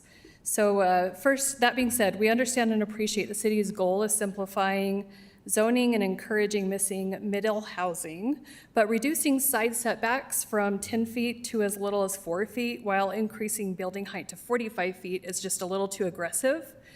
This will create cramped development, overshadow neighbors, and disrupt neighborhood character. Currently, RMF 35 zoning requires 10 feet on one side and 4 feet on the other, providing some breathing room between buildings. The proposed zoning can reduce this to just 4 feet on both sides, meaning that new buildings could be just 8 feet apart. With smaller 45-foot buildings, this is a major issue, including loss of privacy for existing homes with walls towering next door, overcrowding that feels like it just changes the feel of the neighborhood, and limited space for trees, landscaping, and sunlight access. So increased height should come with more space between buildings, not less. Many affected areas, including the historic properties and affordable housing, while the proposal offers preservation incentives, they are optional, meaning existing structures could still be torn down. The city does say that this encourages affordable housing, but they also did state just this evening that there really are no affordability requirements, just incentives that builders may or may not use. Without clear mandates, we could see more market rate development and displacement instead of affordability. So with that being said, the Central City Neighborhood Council urges the Planning Commission to rethink the setback reductions and require more space between buildings. The 4 feet is not enough. Strengthen protections for historic and existing housing, and make affordability a requirement and not just an option. This zoning could and should support balanced, responsible growth and not just make it easier to build. So we would like those to be considered. Thank you for your time. Thank you. We'll hear from Jim Jenkin and then any other community organization after him. Thank you, Madam Chairman and Commissioners. I, of course, will only speak towards the zoning in the avenues. We have almost no RMF 45, and the RMF 35 is concentrated basically between South Temple and 3rd and N Street and A. There are some good things in this proposal. I particularly like the step-back provisions for height, where the RMF zone would abut a single-family zone. Unfortunately, the RMF zone in the avenues was done as a broad brush application, and many block faces within the RMF are essentially single-family residential. So those would not be protected by the provision for setback. That would also apply to National Registry listed historic homes. There are very few of those. There could be more. There's never been a real big reason for many people to have a registry home. On one block face that I personally looked at, both ends of the block face are anchored by grand brick homes. On the porch of one, there is a registry plaque, and the other shows no sign. So one of those would be protected by a setback, and one of them would not. They're equally contributory. In addition, I'd like to point out that there are instances of rooftop solar panels in the RMF3 and the avenues. If you build a 45-foot structure south of somebody with rooftop solar panels on a 30-foot roof, you're essentially going to eliminate the efficiency of that unit. So this would be a taking of a permitted utility that was obtained at considerable expense. Affordable housing in the avenues is, of course, the older homes. It's the older homes. It's the landlords who are more concerned with providing housing than they are with providing profit as much as possible. It's the older buildings that people know about and pass to one another so that you don't necessarily see ads. And this is where the affordable housing is in the avenues. I question whether at a construction cost of $275,000 a unit or so, you can produce affordable housing no matter what incentives are being produced. You'd really need a subsidy. So if we create a turnover, then what's going to turn over is going to be market price housing. I also would like to support and agree with the comments that were made by Commissioner Berry in an early meeting that the RMF zoning is broad-based. It creates vulnerability of older housing within it, and the likelihood that developers will obtain variances from reviewing bodies. In my experience, Landmarks issues permits at the full height of the zone and will continue to do so. Without further protections for contributory properties, rooftop solar from adjacent height intrusions, as well as some further resolution of the zoning inconsistencies in the RMF3, I would urge that the commission to make a negative finding against this until those loopholes can be closed and we have a little more structure in this proposal. Thank you. Thank you, sir. Looks like we have Turner Bitten to speak for a community council. Yeah, my name's Turner Bitten. I'm here representing the Glendale Neighborhood Council and SLC Neighbors for More Neighbors. I'm here to speak in support of the proposed changes and to encourage you not to table the proposal. The RMF 35 and 45 zoning districts, when they were created, it's important to understand the context when they were created. They were created at a time when our city wasn't growing. We were seeing a population decline in the mid-90s. And the zones were created at the time as a way of addressing those problems, but they're broken. The RMF 35 and 45 zoning districts were envisioned to create moderate density housing woven into existing neighborhoods. But for 30 years, unnecessary restrictions like setbacks and parking have prevented the creation of homes in these zones, reducing housing options for residents today and in the future. I'm going to repeat some of what was already presented today by the Planning Division because I think it should be sobering to everyone who's listening. 66% of lots in these districts are too small to be developed under the current rules. Nearly half don't meet the minimum lot size requirement, and strict density caps and excessive parking mandates have blocked the very type of housing that these zones were meant to encourage.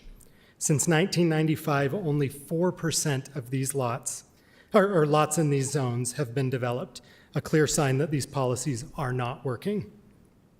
The homes envisioned within these zones are just what's needed to make our city family friendly.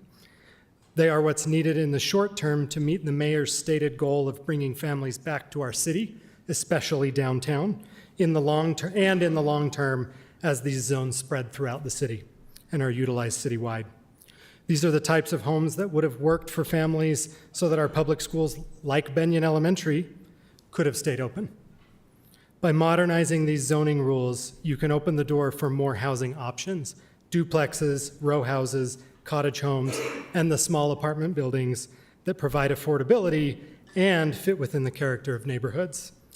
In fact, all of the envisioned housing types in the proposed zones exist within the neighborhoods where these zones are predominant.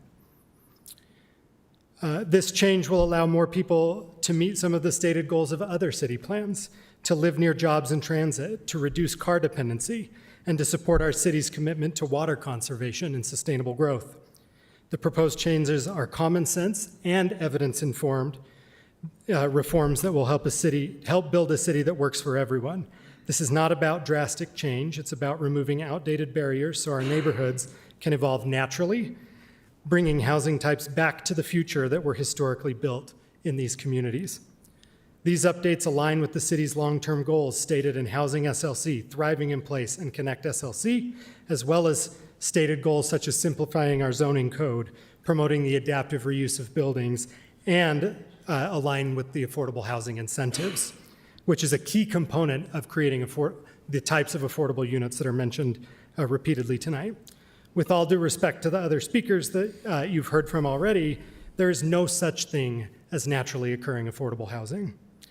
Naturally occurring affordable housing is only created when new homes are created to offset the pressure created by a growing population and in-migration into the city.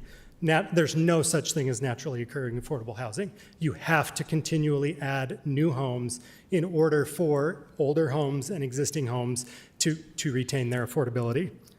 I'd leave you all with the fact that a great body of evidence from cities across the country show that cities that are building the most moderate and high-density housing are the ones that are starting to bend the cost curve. They're the cities where rents are rising the slowest, where there's more ownership opportunities, and where you're seeing the legacy of racist housing policy and exclusionary zoning being undone. More diverse communities, more welcoming communities, more inclusive communities are created when we create moderate density and high-density housing. New homes at a large enough scale are the key to affordability, as competition, not new homes, drives costs through the roof. It's the fact that if you are looking for housing in this market, there's not enough housing for you. You're competing with everybody else who's looking for housing, as was stated in the presentation. I'd encourage you to remember who is most impacted by the housing affordability crisis. It's not the folks here tonight, like myself, who own our homes. Our housing problems are largely solved. It's the public servants, the young families, hardworking professionals, the kids graduating up at the University of Utah who are looking for their place in our city. It's these hardworking people who make our city work who are most impacted. I'm sorry, that's time. Okay, thank you. Thank you, sir. All right. If there's any more community council representatives, please come up. Otherwise, our first three citizens are Jackson Jones, Ken Kraus, and Willie Littig. If you'll approach the podium. I'm going to read a comment from Justin Connie, who said, currently RMF 35 has a 10-foot side and a 4-foot side setback. 45 reduces this to 4 feet on both sides. Increased height should come with some space. I also have a comment from Daniel Hill, asked me to read this. Will my house be torn down? If yes, then when do I have to move? Thank you. We'll hear from Jackson Jones now. Hey, we've got 2 minutes, so I'll keep this brief. Just want to applaud the city for fixing not just an underutilized, but a non-functional zone. That's great. But really quick, we do need to densify, and the only way to do that is more supply. Up to 35% of the cost of housing stock right now is incurred navigating regulatory and bureaucratic hurdles. So the way we change that, densify. Let's put in an express line.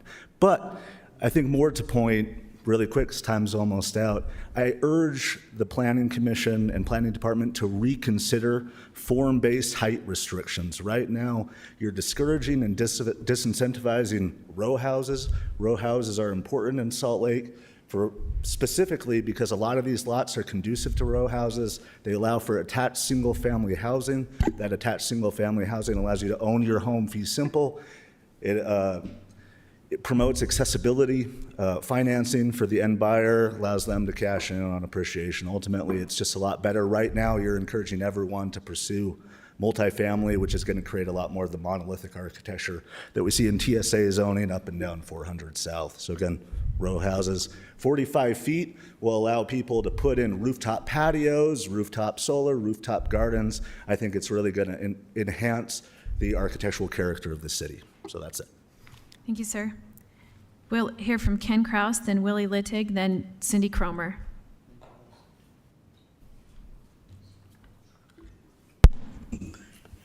Good evening. My name is Ken Kraus, and my wife and I live in District 4 in East Central at 1155 East, 700 South. I understand that no final decision is expected from the commission this evening, and that you are here mostly to gather fresh thoughts and prayers from residents in the affected area. I understand that the latest catalyst for growth in our area is and might be the 2034 Olympics. Don't worry, at my age, I'm not going to compete. While I personally feel that East Central doesn't need bigger, denser, and higher, I'll put those sentiments on hold for a while, at least until the commission and the planning and zoning folks do a little bit more work. What I would like, frankly, is a bit of kick-ass on landlords who apparently feel it's okay to let their properties look pretty bad. Because for those of us who live here and like it here, it's a nice place to call home, just the way it is. And what East Central really needs, as does most of the city, and this is my slight departure from the agenda tonight, is what I call a full frontal assault on our streets that are falling apart. Tell your colleagues in transportation, streets, and engineering that smooth pavement would do wonders for us when we welcome the world in 2034. Thank you. Thank you, sir. Next, we'll hear from Willie Littig, and then Cindy Cromer, and then Brad Haig. My name is Willie Littig. I live in the Avenues at 121 D Street. I've also been chair of the Avenues and on Landmarks Commission for 6 years. We have a water problem in Utah, and density is not going to help put that away or calm that. I live on a block that is 100% in compliance with historic design. And we only have 5 garages on our block, and only one of them would be in compliance with building in the last 40 years since Landmarks. We have very, very small streets. So subdivision of our property would just simply not work. We have put in permit parking, but we get absolutely zero protection from the city, although they want me to pay for permit parking. They want me to be a vigilante to enforce people that park there for a long time. So don't tell me that works. I could go on. But please, it's not Sim City. You know, we can't just move blocks around and say, oh, put blue here. That looks good. And let's build only up to 45 stories. It just simply doesn't work. You're going to have to look at individual blocks, the design on the individual blocks, the demographic on the individual blocks. Most of us are not going to be here in 20 years. I would love to, but I just don't see it happening. So there will be a turnover. We have a city that has vacated a number of elementary schools. No one with a family wants to move into a neighborhood that doesn't have an elementary school. I'm sorry, that's time, sir. Thank you. Thank you for your time today. Next, Cindy Cromer, then Brad Haig, then Patricia Brandt. If I were going to disagree with the proponents of a proposal at a conceptual level, and I'm doing precisely that tonight, I would wish for them, the proponents, to be polite, knowledgeable, professional, diligent, and respectful.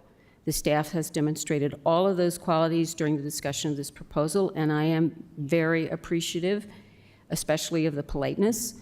However, I'm not budging in my opposition to the proposal as it has been drafted and presented. It's flawed at the most basic level. And in those qualities, I forgot to mention articulate and excellent writers, because that's how I figured out that we weren't on the same page, we weren't even in the same book. And that's because I have spent the last 50 years being a property manager and the last 45 being a landlord, and I look at this very differently through the lens of my buildings. I sent you my comment last week to the City Council about abandoning the requirement for a community benefit. I am in favor of strategically placed density. I provide non-conforming density in the majority of my buildings, but we need accessible, affordable, and family-oriented housing obtained as a required community benefit. We are not just taking 2 steps backwards regarding community benefit, we are turning around and running. And I view that as most unfortunate, because the city is once again giving away land value with this proposal. In summary, I own 5 income properties in the RMF 35 zone with a total of 20 units. They're in 3 distinct neighborhoods and 2 historic districts. I have managed and owned properties now for the majority of my life, and I'm grateful that the planners have been diligent and respectful, but the concept itself has some flaws, and I urge you to follow the staff recommendation. Thanks. Thank you. Good timing. Next, we have Brad Haig, Patricia Brandt, and then Kathleen Hill. Yeah, I just wanted to say I own a vacant lot. It's about 9,000 square feet near 300 North, 300 West. And I believe that's in one of the cited statistics of 4%. 4% of one of the 4% of these lots have been developed since the mid-90s. Since it's 9,000 square feet, really I'm only allowed to build 2 or 3 units on this lot. And it just seems wrong with a vacant lot with a walkable score somewhere around 80 near the city center that I could only build 3 units. It just seems like a waste of land resources. And I understand a lot of the concerns that have been expressed, and I think it's all important to remember that this is not the suburbs. This is a nice, beautiful downtown city that's clean, that's walkable, that's safe. And I would like to urge the commission to pass this as soon as possible. Thank you. Thank you, sir. Next, we have Patricia Brandt and then Kathleen Hill. Hi. I own and reside in a property within the East Central neighborhood, in a charming neighborhood with historic aesthetic, moderate green space, but not without our challenges.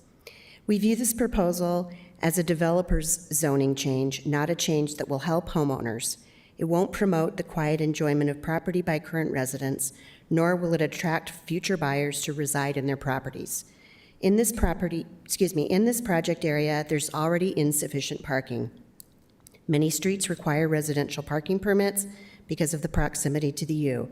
This forces students who drive to park for free several blocks away from the campus. Any relaxation of new building property requirements will make a bad situation worse. Construction projects of large multifamily dwellings requires a large workforce, which creates its own parking challenges. Case in point is the ongoing reconstruction project of Incline Terrace. 15 to 20 vehicles belonging to construction workers vie for weekday parking. This has been a 2+ year project with no clear end in sight. We already face challenges finding room for our own vehicle. The stated purpose of providing housing for people who would be walking because of their proximity to UTA seems to be flawed. Everyone has a car that requires a space to park. Allowing developers to build lot line to lot line will create a situation where property owners like me who reside in their homes are compelled to move out, and it diminishes the property values in general. I invite you to walk down any of these streets. You'll be able to tell which properties are lived in by the owners and which are operated as student rentals. Having more multifamily properties is not the answer in this neighborhood. You'll see beer pong tables, beer cans, 3 to 4 cars parked haphazardly and often illegally, and that's just during the day. This kind of decision has a cascading effect. More homeowners will move out, causing the demise of a neighborhood. That's time. Thank you. Next, we'll have Kathleen Hill, and then anyone else who wants to speak on this topic can just get in line at the podium and you'll speak after her. Thank you. Hi, I'm Kathleen Hill, Commissioners, I understand the position you're in. I served on the Planning Commission for 4 years, and with the exception of Ms. Scheer, who is a very accomplished planning professional, it is a lot to wade through these applicants as they come through. But I trust the planning department, and I trust the recommendations that they make, and I trust their ability to walk through something with a client and discern and understand where a 35 or a 45 multifamily housing fits and where it doesn't. I also trust their distinction with the lot lines. I support the 35 to 45 being combined. I support the 0 lot lines where it makes sense. I'm a development and design consultant, and I've been doing that for 3 decades, and I'm brought in when there's a problem now that I've aged. And I have a client who's trying to develop on a lot. It's a 30-foot height restriction. Going to 30 to 35 feet is great, but you need to be aware of a difficulty the planning department is having with fire. The fire chief and I have been talking. There is, and he's not the only, my client's not the only developer that's facing this issue. You can go to 35 and 45 feet, but if it doesn't meet accessibility for fire for various reasons, nothing happens. And there's many, many developers that are experiencing this with their infill projects. They can't get past fire because fire is currently reading the code as the length of the building. Other municipalities and other fire districts read it a little bit more openly and work with developers to find access. So I wanted to make you aware of that is a really important part of this development, because the planning department can work, and they work hard. They have been great, but their hands get tied with fire. Thank you, Ms. Hill. Will you state your name, and you'll have 2 minutes to speak? Thank you. Okay. My name is Mary Mahler. I live on the lower avenues. I urge you to study the proposition some more before you just make a decision. In my neighborhood, the infill and the cottages, duplexes, row houses, etc., aren't being built, and it's because lots are too small, and RMF 30 would work better in that neighborhood than RMF 35, because I think those are allowed there, and so it needs more study, I think. Thank you. Thank you. Go ahead and approach the podium and give us your name. My name is Greg Bond. I live on 1200 East, halfway between South Temple and 100 South. Behind my house is a mid-century apartment building, I guess they call it. It's kind of run down. The parking lot is underused. The parking lot is right behind my 3-foot tall chain link fence. If there's a 45-foot building put up there, it will destroy my property. I lose what they mentioned, privacy. I got a 45-foot row of balconies or parking or whatever. It's going to block my eastern sun in the morning. I'm going to be looking at a shade, and thank you for the solar panel one. My garage, which is right up against chain link fence, will now be in the shade for at least half of the day. How is the city going to compensate me for I will move and I will lose property value. How will I get compensated for my property value? That will just completely drop if that happens. Does anybody have the answer for that? I don't know. Pardon? I own the lot. I own the house. I can't afford it. I don't make that much money. Can we not have any discussion? This is time for one person's public comment only. If I had $20 million, yeah, I could buy it and build it and develop an apartment building there. I'd be happy to. I don't have that kind of money. I don't have that kind of job. So I'm against it, at least in my situation. It will destroy it. Is there a way for the city to compensate me for property values that will be lost? I can pose that question to the planner after the public comment period. Okay. Thank you. Thank you. Thank you.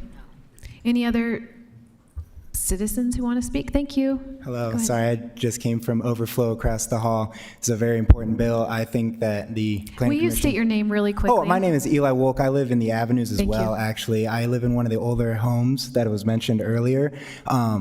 I live in a spot that is affordable, but it is because it's decrepit and it's not taken care of in the proper ways. As was mentioned, this remedies that problem while maintaining affordability. I think these incoherent arguments against this bill do not make sense when it comes to affordability. I think someone hit the nail on the head when you can't just force it out of thin air in terms of affordable housing unless we build affordable housing, like build social or public housing, which I would dare these people to come out for at a later meeting if that comes up, if we're really going to talk about affordable housing.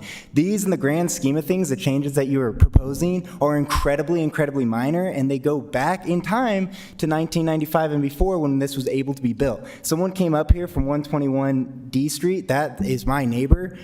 You took a photo from his street to use as an example in your presentation earlier, and he's still coming out against this. So I just want to make it very clear that the arguments against this are baseless and that the research put into this shows that it will do good to the community and do good to the future of the community, which someone who is younger, much, much younger than the rest of the people that are speaking tonight, is very important to me. Thank you so much. Thank you, sir. Will you state your name, and then you'll have 2 minutes to speak? Yes, I will. My name's Julia Miller. I used to live up above the Capitol. I'm in East Central now, but I was a retired principal, so I had the privilege of working in 4 distinct areas in the city: east, west, north, and south. I am more concerned about a lack of what I've heard this evening, and it may have occurred in other meetings. I think about safety. If you've got mixed-use housing and you want to bring families back, what are you going to do in this density to help keep kids safe? I retired out of Wasatch on South Temple. The city constantly told me, don't worry, we diverted traffic to First South. I worried all the time, especially at the equinox. I hired off-duty police officers to watch the speed on streets. More density means less safety in some cases. Where are kids going to go? Where are families going to go? Wasatch on our street, very narrow, and eventually that school will come down, I'm sure, because the detached school playground will be very desirable. So where are your discussions with Salt Lake City School District regarding how to use playgrounds after hours, and how can schools be more complete neighborhood facilities to attract families? Will the city look at using some resources to help the district maintain safety in those areas after hours? Because you're going to need places to let kids go. You're going to need safe areas. You're going to need contained areas. You're going to need transportation. Kids are mobile. When I was at Washington, we had all the homeless kids. They knew how to hop on every single facility this city had to offer to travel all over the place. And I worried about them because they wouldn't come back. And parents would call me at all hours and say, I don't know where my kids are. That's time. Thank you. Thank you for your comment tonight. Will you state your name? And you can speak for 2 minutes. Thank you. Thanks. My name is Mohith. I live in Liberty Wells, and I want to talk to someone who's renting as a different perspective in one of those old homes that people often talk about as being affordable. I live in a 2-bedroom house with my fiance, and it costs $1,800. We looked at numerous housing for about 3 months before we found this one, and the only reason we were able to get this house was because we saw a Zillow on the morning of, and I had to cut work an hour early to go meet the landlord at the location. Right after us, there was another person that was touring the house, and they were willing to put down an offer if we didn't Venmo this person who we had just met, who we assumed was our landlord, $1,800 right there as first month's payment. Otherwise, it was going to go to someone else. There was another house that we looked at in the 9th area, similar duplex. The landlord would be living on the other side of the duplex from us. We went there, there's 20 people within 5 minutes of the open house opening, and we heard that the person who had finally actually been able to rent the house had offered higher than the asking price that they were asking when they were going to rent it. Abundant housing And cheap housing requires abundance and options for people who are renting. That means having more housing so that you don't have to be the lucky person who sees a Zillow and has to cut off work an hour early to go get this place, or fight with 20 other people to bid for a location to have an adequate housing to live in. Second, the house that I live in doesn't have a dishwasher, doesn't have a new fridge, a lot of the electrical is kind of falling apart, and that's the trade-off that you get when you only allow affordability to only exist in old housing. If we don't build new housing, current housing and will just get more and more expensive for people who are renting and people who are buying. So I recommend that you approve this process as quickly as possible so we get more housing built in Salt Lake City. Thank you, sir. Please state your name. My name is Cassie Widobro, and I live in East Central City. I understand the quote-unquote young perspective, but let me tell you, I've called Salt Lake City home since 1995, and I own my condo. And I understand everyone's side, I really do. I don't think it's a matter of, well, the young people need this or the young people need that. For me, for example, I at least consider myself young. I graduated from the U. I purchased my condo. And in my block, sure enough, right in front of me, there's a bungalow. If it gets demolished and a 45-foot building goes up in front of it, the sun would go away for me. That's true. Maybe that's just a sad story, boo-hoo, and that's just how it goes. But I think that what we're asking for here, more than, hey, approve this or reject it, at least for me, what I really am asking for is that you look, like people have said before, at every block and really look at the study case by case per block. If you do decide to raise buildings that are super tall and wall us in, that's gonna happen and it's your decision. But all I really wanna ask you is, would you like that? Would you vote for that for you in front of your house? And if the answer is no, just think about it. Just think about it and come out to our blocks and see, case by case, block by block, would that make sense for that block? At the end of the day, if you wall me in, I will move. And maybe it doesn't matter to you. You got what you want. You got diversity. You have a woman of color, and you got me in Salt Lake City. I purchased, here I am. It's all right. If you want me to move and lose my taxes, that's fine too. But think about it. That's time, thank you. Anyone else wish to speak? I'm about on last call. I have a card, this person asked me to read this, William May, 1300 East, from South Temple to 500 South and 1100 East to U of U campus on University Street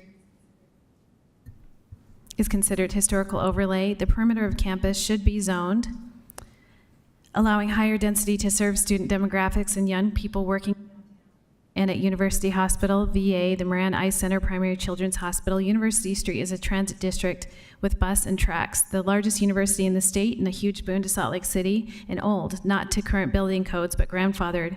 Why doesn't the city allow a safe slate of new housing for thousands of people, primarily employees of hospitals and U of U students? The University District could be a huge economic boon to Salt Lake City. Salt Lake City is missing out on the vision of creating a true university district.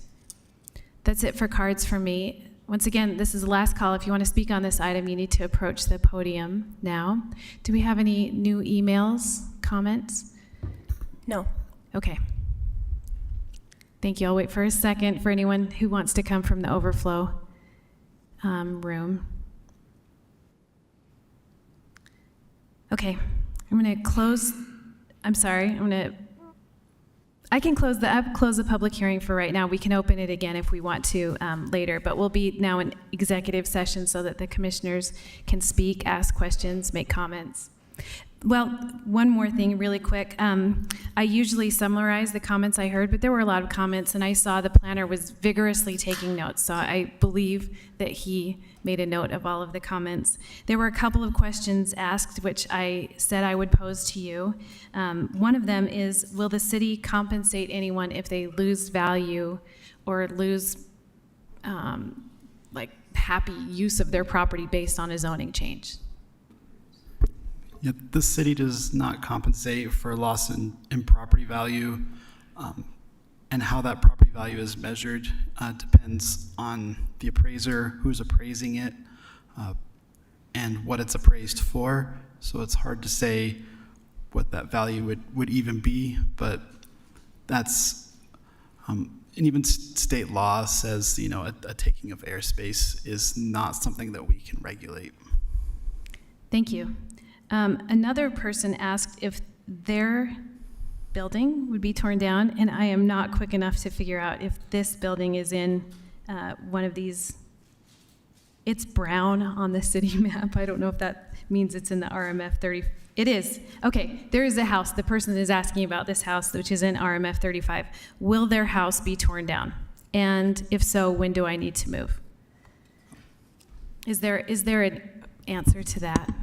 Yeah, this is property owner driven, so unless they're a renter, but the city's not going to go forward and tear down any properties. This would be purely on the property owner if they want to redevelop their property. And that's the current situation. That would be the situation regardless of what zoning happens to this property. The property owner makes the decision, right? Okay, thank you. That's it for direct questions, I think, from the public comment. So now, you're welcome to ask questions or make comments. I want to note, in particular, they asked us to weigh in on a few items on what do we think about these things, and those are on pages 20, 21, 22 of the staff report, if you want to look at those and give your take on that.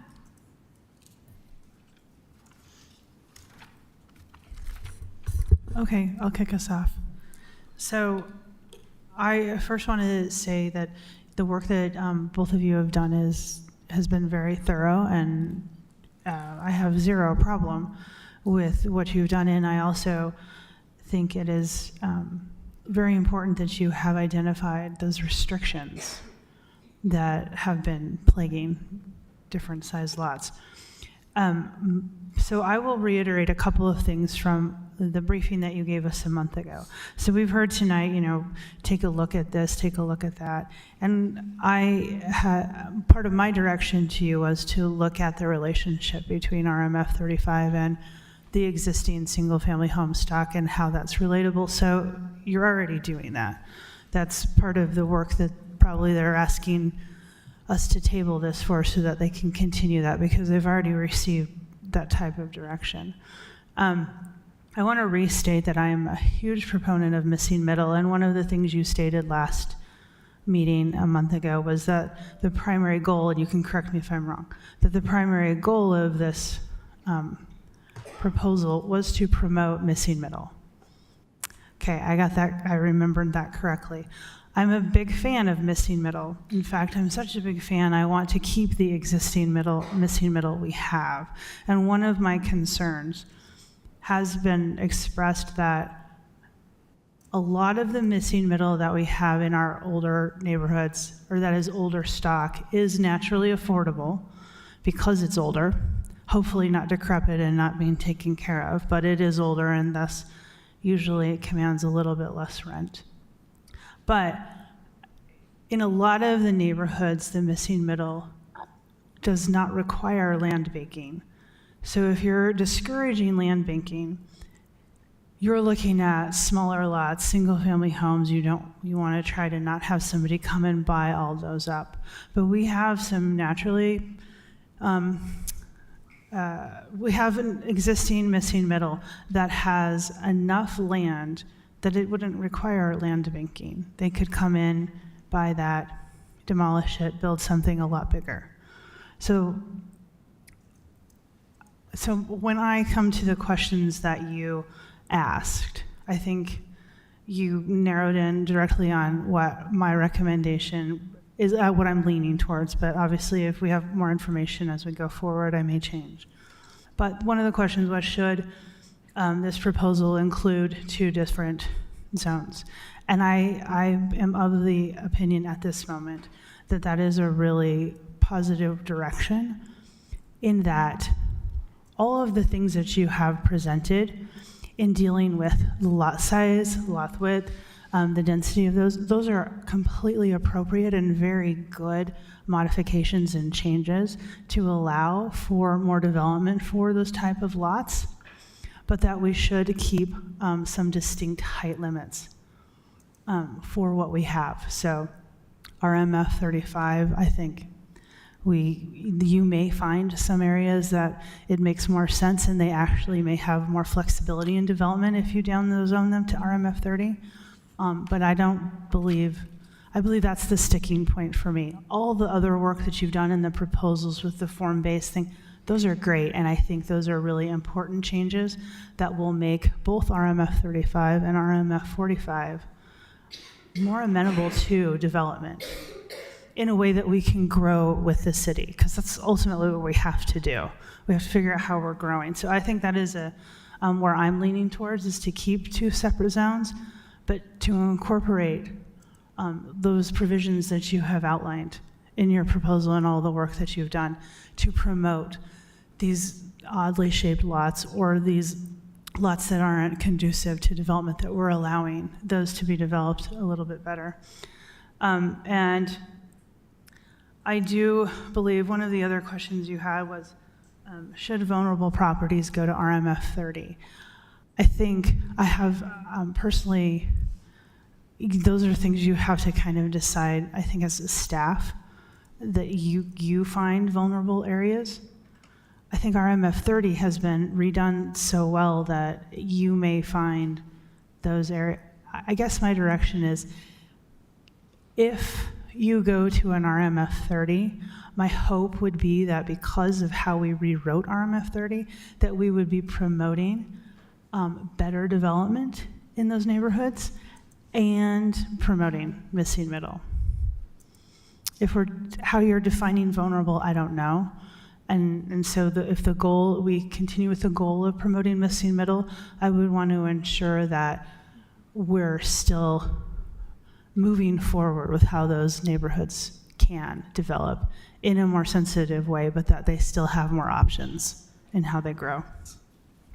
And as far as the setbacks be adjusted, I think this is a difficult one with the makeup of RMF 35. I don't think you see this as much in RMF 45, but you can correct me if I'm wrong. RMF 35 has such a mix. We have some good density, we have some mid-density, we have some low density, we have single-family homes. Like, we kind of have it all. The problem with the setbacks, as I see it, is that they're related to when it abuts a different zone, not within the zone. And I don't know how you want to approach that, or if you can. But I think that's the sticking point for me in setbacks. If we want to have those setbacks to a different zone, that's great, but what about within the zone, but we have different housing types surrounding what that's doing? And that was part of my direction to you a month ago, was how are these relating? Because they're within a zone and they won't be subject to those setbacks. What are the setbacks then within that zone for different housing types? That feels so complicated for you to administer if that's like how we move forward. But I think that's part of the crux of what this is. So I want to promote missing middle.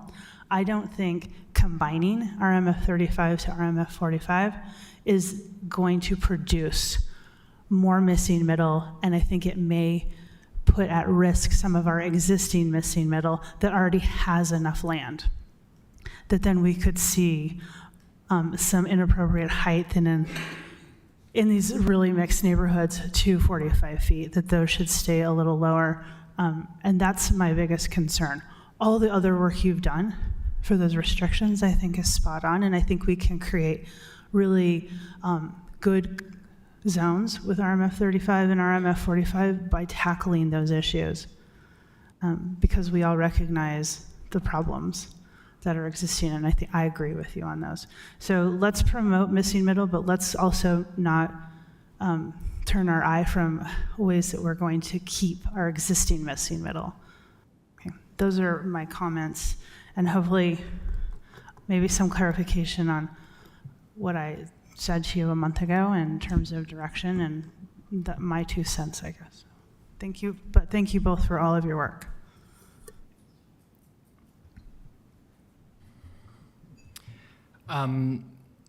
So I feel strongly that you guys have done a really great job of being sensitive to a lot of different stakeholders. I really admire the fact that you guys have done the study that says how affected different properties will be, and the fact that you are able to say 7% of all homes in this designation have a high potential for change, and 21% have a moderate potential, make me feel like you guys have looked street to street to be able to know what different properties are going to have a change or could have a change.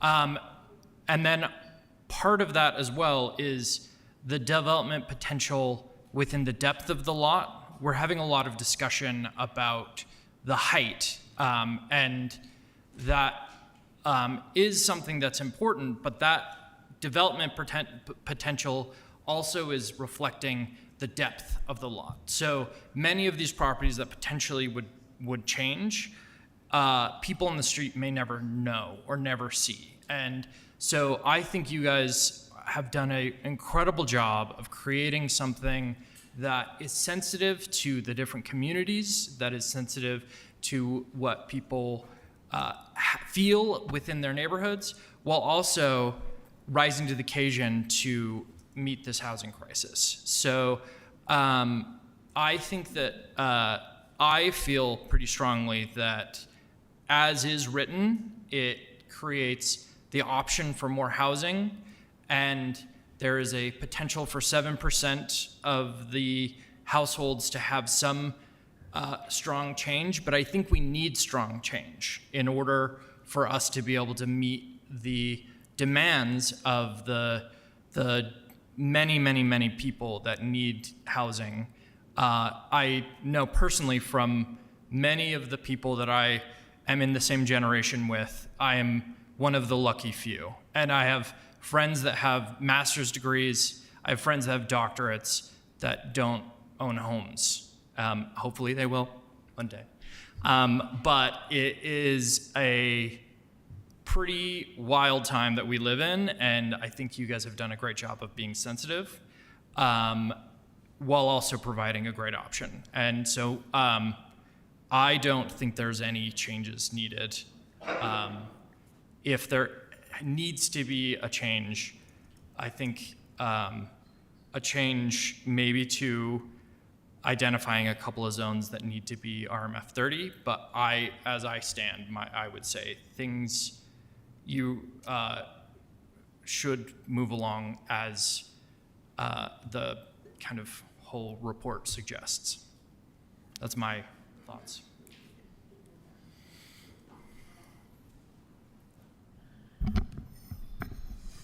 Looks like Commissioner Scheer wants to say something.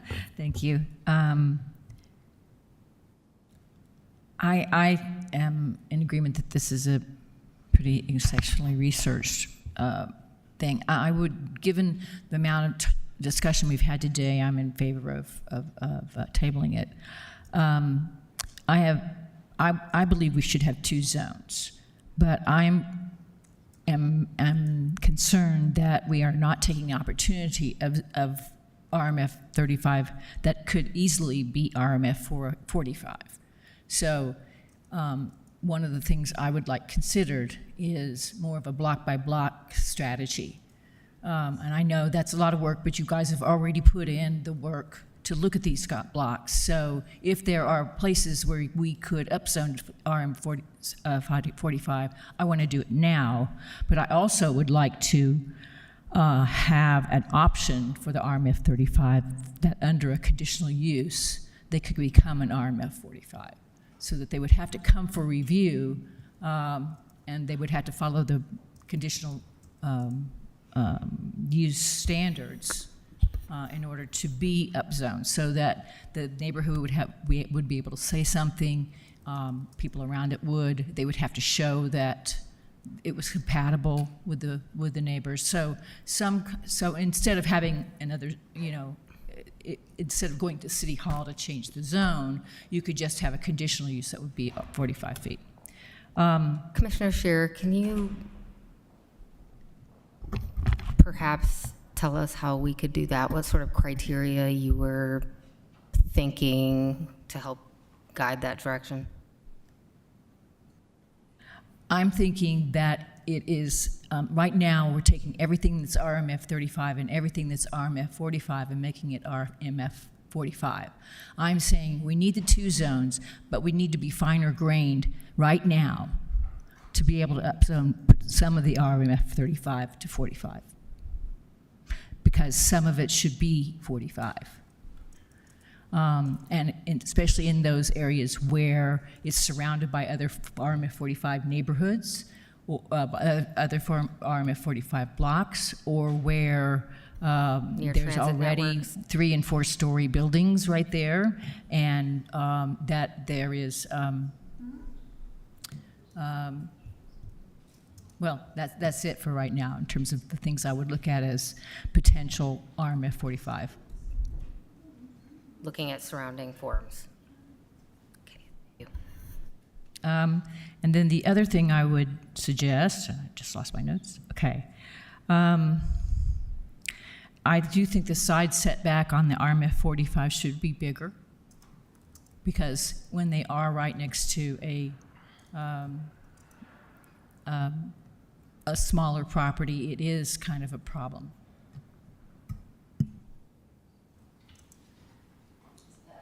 I'm just speaking of the side and the rear setback. Commissioner Scheer, though, is that within the zone or in abutting different zones as it's written now? Within the ones that would be designated RMF 45. So I thought. Anybody else? I have a comment on setbacks. Just that I think that the whole issue that we have not been seeing housing developing in this zone already is a result of high setbacks. So we had a barrier that said many of these lots are under 50 foot in width, and when you added the setbacks, it created individual lots that were not able to be built into multifamily because the setbacks prevented them from doing anything but building a single family house. So I think that if we want more housing, then I don't think that we can compromise on the setbacks very much, if any. And that's how I feel about it. I would love to see these cottage courts popping up all over these areas. And cottage courts require kind of a low setback to be able to make them happen and function and be able to be something interesting. And so I just think that if we barrier all of the setbacks within the zones, then we are not doing anything. And we are going to have a similar thing to what happened in 1995, where we're not encouraging the use of these multifamily zoning districts. So that's what I feel about the setbacks, is that they already have been a problem, and if we continue to make them a problem, it's just going to hurt us. Then I would say if we don't compromise on setbacks, then we need to compromise on height. There has to be certain compromises based on those relationships to different housing types. I think that if we want to, we can look at downzoning the most important areas to RMF 30. How do you define most important areas? That's the they've already started. They've already identified two areas that they say have the highest potential for development and displacement, and you had one other or two other metrics. Distance to transit and different amenities. And so using the metrics that they have, we can say these areas may stay at the low intensity, but other than that, we need to encourage housing in our city, and keeping one zone, I think, does that. And again, I'm one voice, so. But you just then said we'll still have two zones. We'll have areas that are more important would be RMF 30, and then everything else would be RMF 45. Yeah, what You we guys, have, you need my permission before you debate. That's one of the rules. So we're not going to debate right now. You don't have my permission. I'm not debating. Section I'm F, just clarifying. But says you move cannot on. debate. So don't do it. But please do make your comments, but let's not do it back and forth. Commissioner Scott? Yeah. Do you want to? I would just, in general, the direction needed stuff you guys were going on, I think I'm also in favor of combining into a single thing. And then in terms of setbacks, I mean, part of this change is that we're going to form-based zones where the setbacks can be different for different building types. I think that maybe it does make sense for multifamily. I imagine that's the only one that people are really terrified of towering over them. And so maybe it does make sense to do a larger setback on one side, you know, like the 410 kind of thing, for multifamily. Because if you do get a lot of these tall buildings kind of in a row, then it can become a bit of a monolith. And that does, I think, detract from the feel and character that people like about the neighborhood and the fact that it is broken up and small. I don't think that, you know, I think 4 foot on either side is great for cottages. I think maybe for multifamily, there could be a slightly bigger step back, but I also think that we want to keep it as small as we can. So that's all.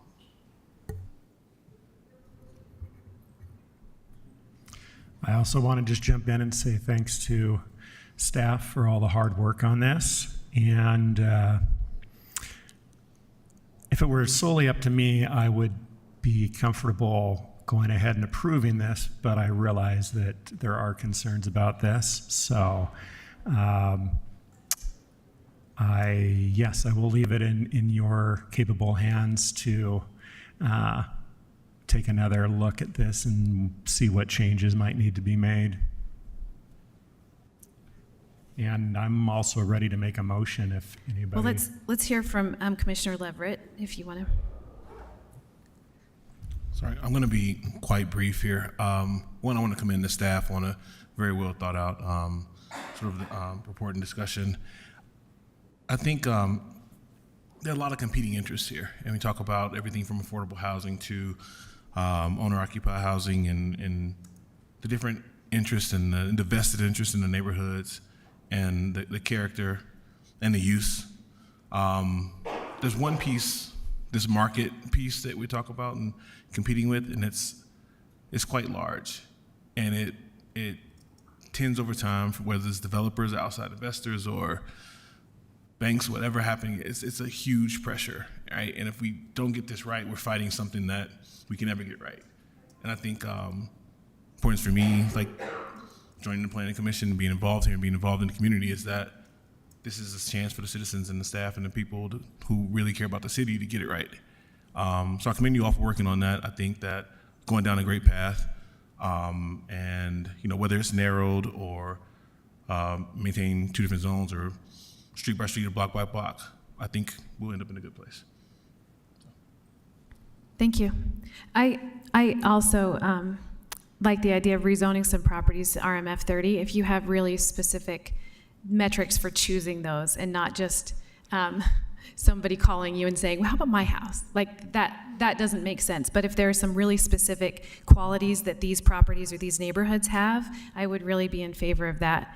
I think I like the idea of simplifying it into one zone. I think that was one of the directions from the beginning, and if that's important to you, then I think you've thought of a lot of ways to think about that. But if it's a possibility to do 2 different zones with changes to both of the zones so that they both work better, that also sounds like a good idea to me. I don't like increasing setbacks more than you have, because I feel like all the shout outs to the professionalism and what you've heard and the changes that you've made make me feel like you've considered how those setbacks will make more housing possible and how they will affect their neighbors as well. That's what I think about those 3 specific things. I want to give a chance for all the commissioners to say something else if you want to before we finish up this discussion. I think I've said my piece, so I will not. He's retired? Okay, great. Thank you. I think it's a good discussion, and I hope that do you have any questions more for us or anything you want clarified anymore? I guess if when you're making the motion, be specific in what direction you want to see or what you want us to do with the proposal, so that we're, Oh, that's going to be hard. So like with the direction, Yeah. we've heard opinions from everybody, but I'll take a stab at it. say that again. I'll take a stab at it. Okay. Michael just be table. No, this one I think we're all right. Thank you, though. Okay, this is for PLN PCM 2024-01388, RMF 35 and RMF 45 multifamily zoning district merger. I move that the Planning Commission continue the public hearing to a later date and table the application until staff brings it back, with the direction that you continue your review of properties as ones that may be identified as needing a separate zone, whether it is RMF 30, or if you also to the direction that you look at maintaining 2 different zones as RMF 35 and RMF 45, that you do a review of existing RMF 35s that may be appropriate to be zoned as RMF 45. Right. I feel like those encapsulate like the primary things, and then continue the direction that you got in the briefing a month ago as well, to continue the review of those properties. I'll second that motion. Okay, we have a motion by Commissioner Berry and a second by Commissioner Mike Christensen. I wonder if you'd like us to state a specific date to table it until, or if just leaving it open to when you're ready. I think open is okay. Yeah. Open is better, great. Yeah, I don't think we can determine we don't know what's coming down the pipeline either, and you do, so. Any discussion to that motion? Any more discussion? All right, we're gonna vote.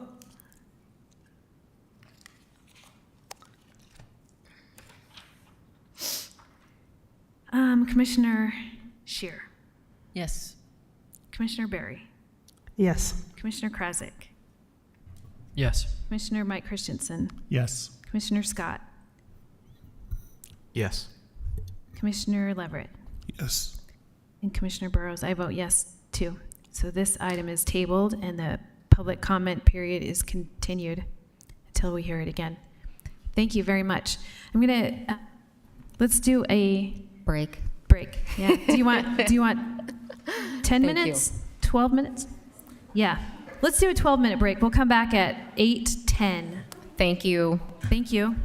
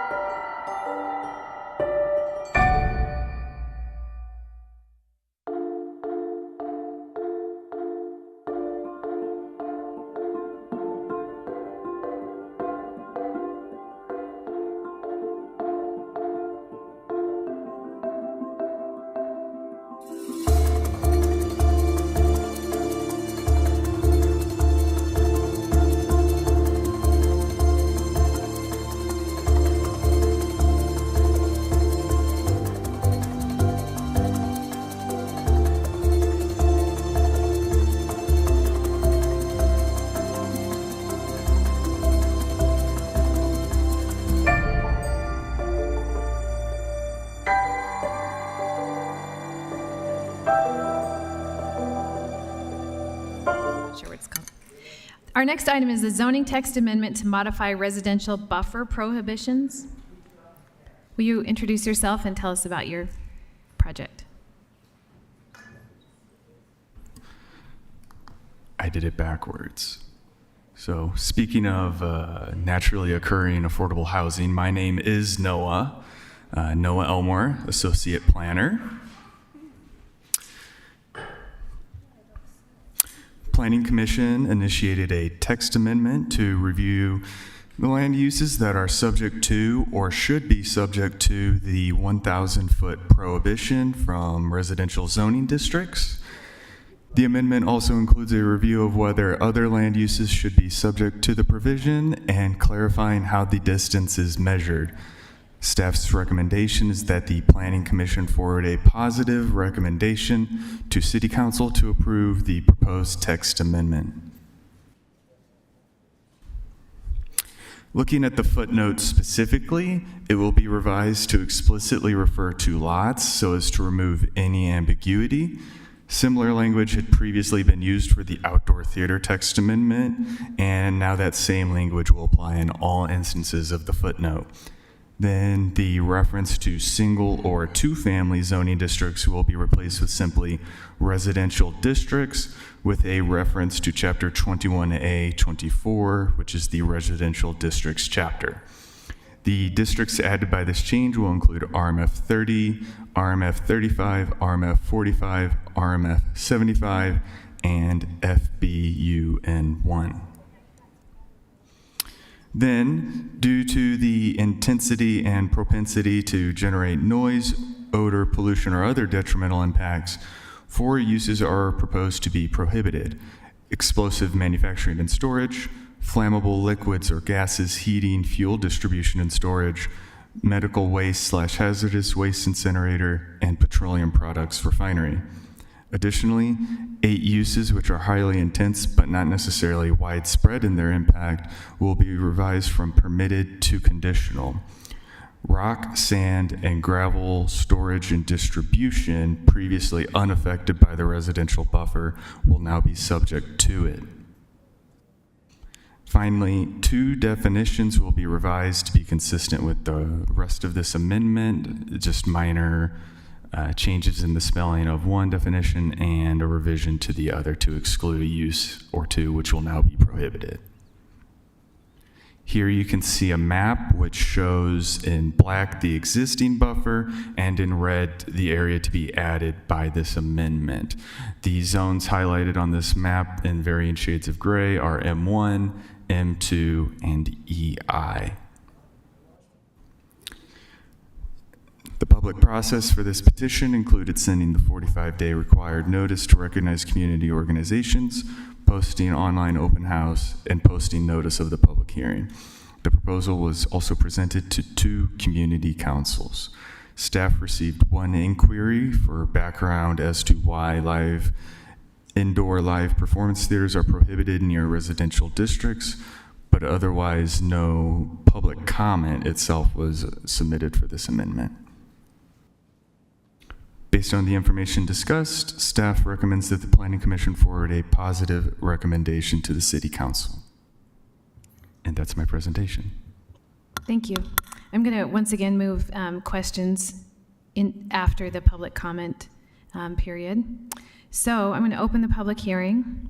Anyone from a recognized community organization or a member of the community may speak. I don't have any comment cards. Do we have any new emails? No. Okay. I'm going to close the public hearing. And now we can discuss this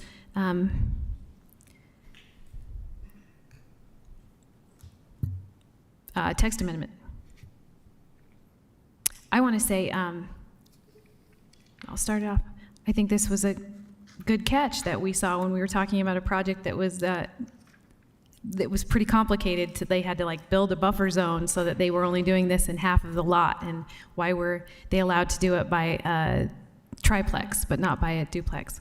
So I like this rule a lot. And I think that there are some things that should be allowed in the capital city, which is a city, which is like housing should be allowed and some things should not be allowed, and I'm glad to see those things move to the prohibited list. Madam Chair, I'm willing to make a motion.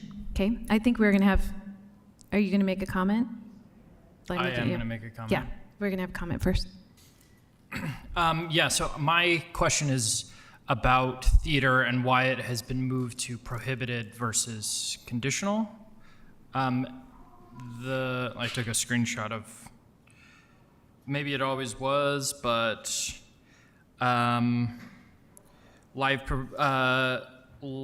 theater, live performance, indoor. Oh no, that's sorry.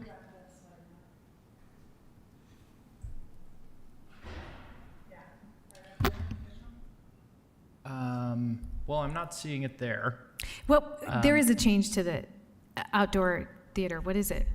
Outdoor theaters should be unchanged. That was a previous amendment I was citing as an example of how this will match something that's previously been approved. Commissioner, on page 3 of the staff report, it lists the land uses that are being amended, and theater, live performance, outdoor or indoor, are you asking? I should not just take a picture and actually know where it's at. I can. It's on page 8. Okay. There's a cross. Okay. So that's it. Already is prohibited, and then it's just changed the wording to change the district. The top of page 8. The P is permitted. Okay. Well, never mind. I'm gonna rescind everything. It happens. It's okay. Thank you. It's striking the language, but that makes sense. Yeah, that's all. So thanks. Okay. We can make a motion. Okay. Great. I lost it. All right. 1357, right? Yes. Okay. Based on the information presented and discussion, I move that the commission forward a recommendation to adopt this zoning text amendment to the City Council. I'll second. Okay, we have a motion by Commissioner Scheer. And a second by Commissioner Barry. Any discussion? Okay, we'll vote now. Commissioner Barry. Yes. Commissioner Leverett. Yes. Commissioner Scheer. Yes. Commissioner Scott. Yes. Commissioner Mike Christensen. Yes. Commissioner Krasik. Yes. And I will vote yes. So that passes unanimously, our positive recommendation. Thank you very much.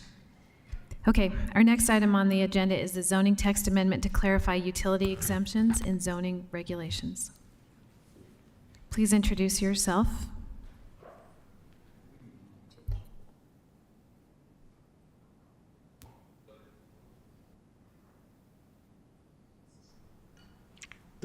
It's on the actual mic stand. Yeah. I see. Okay, sorry about that. My name is David Senzi. And then push that same button to show us the presentation. No, it's already. Oh, thank you. Sorry. It's red it's now. not. Sorry. My name is David Senzi. Today I'm going to be presenting a text amendment for utility exemptions. Give me just one moment while I pull it up.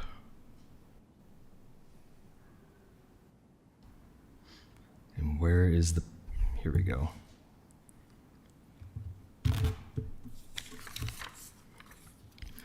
Okay, we've made it. So first, I just want to go on to start off with the background of why this text amendment was initiated. It was initiated by the city, by Mayor Aaron Mendenhall. The goal was that currently in the utility exemption section of our code, it's a little bit unclear. In footnotes in our land use tables, it references this utility exemptions code. And so when developers and applicants would read the footnote, they would go to the exemptions and they kind of didn't really understand what exactly was exempt. So the intent is to make the footnotes more efficient while also making that section more clear and easy to read since it kind of was difficult.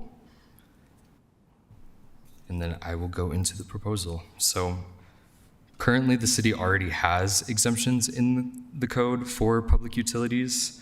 This isn't new. These exemptions include electricity wires, sewer laterals, transmittal lines, pipes, stormwater equipment, and other things. These are all permitted uses in all land use zones. When I was looking at the utility structures in the land use tables, looking at the footnote, it was vague. It kind of just said see the section for utility exemptions. So people would interpret that as everything in that section is exempt, which isn't necessarily true.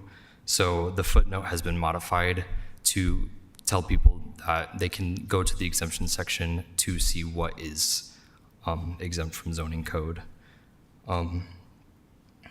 Another thing is that within the footnotes in the land use tables, some of them had different language from one another, so I just wanted to simplify it by making them more consistent with one another since they all reference the same thing. Another additional thing that we decided to add after talking with public utilities was redefining the definition of utility, building, or structure. The current definition is pretty lengthy and it kind of lists out a lot of different utility uses. After talking with public utilities, we thought it would be better to make it more concise. And we also looked at definitions for public utilities in other municipalities, and they tend to not have a long list of things listed. So we thought rather than having a list, we reduce that and make it more concise, because with the list, you can miss certain uses. So additionally, after speaking with public utilities, we also wanted to find ways to streamline the process for review. They expressed frustration with zoning requirements and meeting certain design requirements. Some of these include like window transparency requirements, which, for example, a substation would never meet, or active streetscape requirements, which you wouldn't expect a utility pump station to ever meet that. We do believe that design requirements are necessary for buildings. However, they're not appropriate for public utility structures, and they can impede on the development for them. So we looked at certain sections of zoning code to kind of find a way to allow for modifications for public utilities so that the process can be easier for them. The first being the historic overlay. Currently, the historic overlay already allows for modifications on existing structures and accessory structures from the zoning code. The only new addition to this would be allowing for administrative review for new public utility structures, which are relatively rare in the historic zone since they're mostly already built out. We don't really expect to see many of those, but we have seen cases in the past where there's been new construction for public utility structures and they just had a difficult time meeting the historic overlay standards, and it just made the process go a lot longer than was necessary. A second section of the code that we're proposing to modify is the design standards. So as I said before, it's really difficult for public utilities to meet these design standards. Buildings are required to meet them in most zones, and some of them include, like I said, the transparency, streetscape, active streetscape.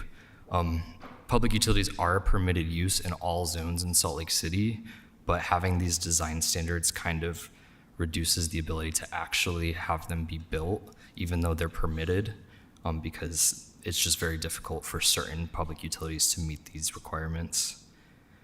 And then lastly, for planned developments, we added administrative review for them.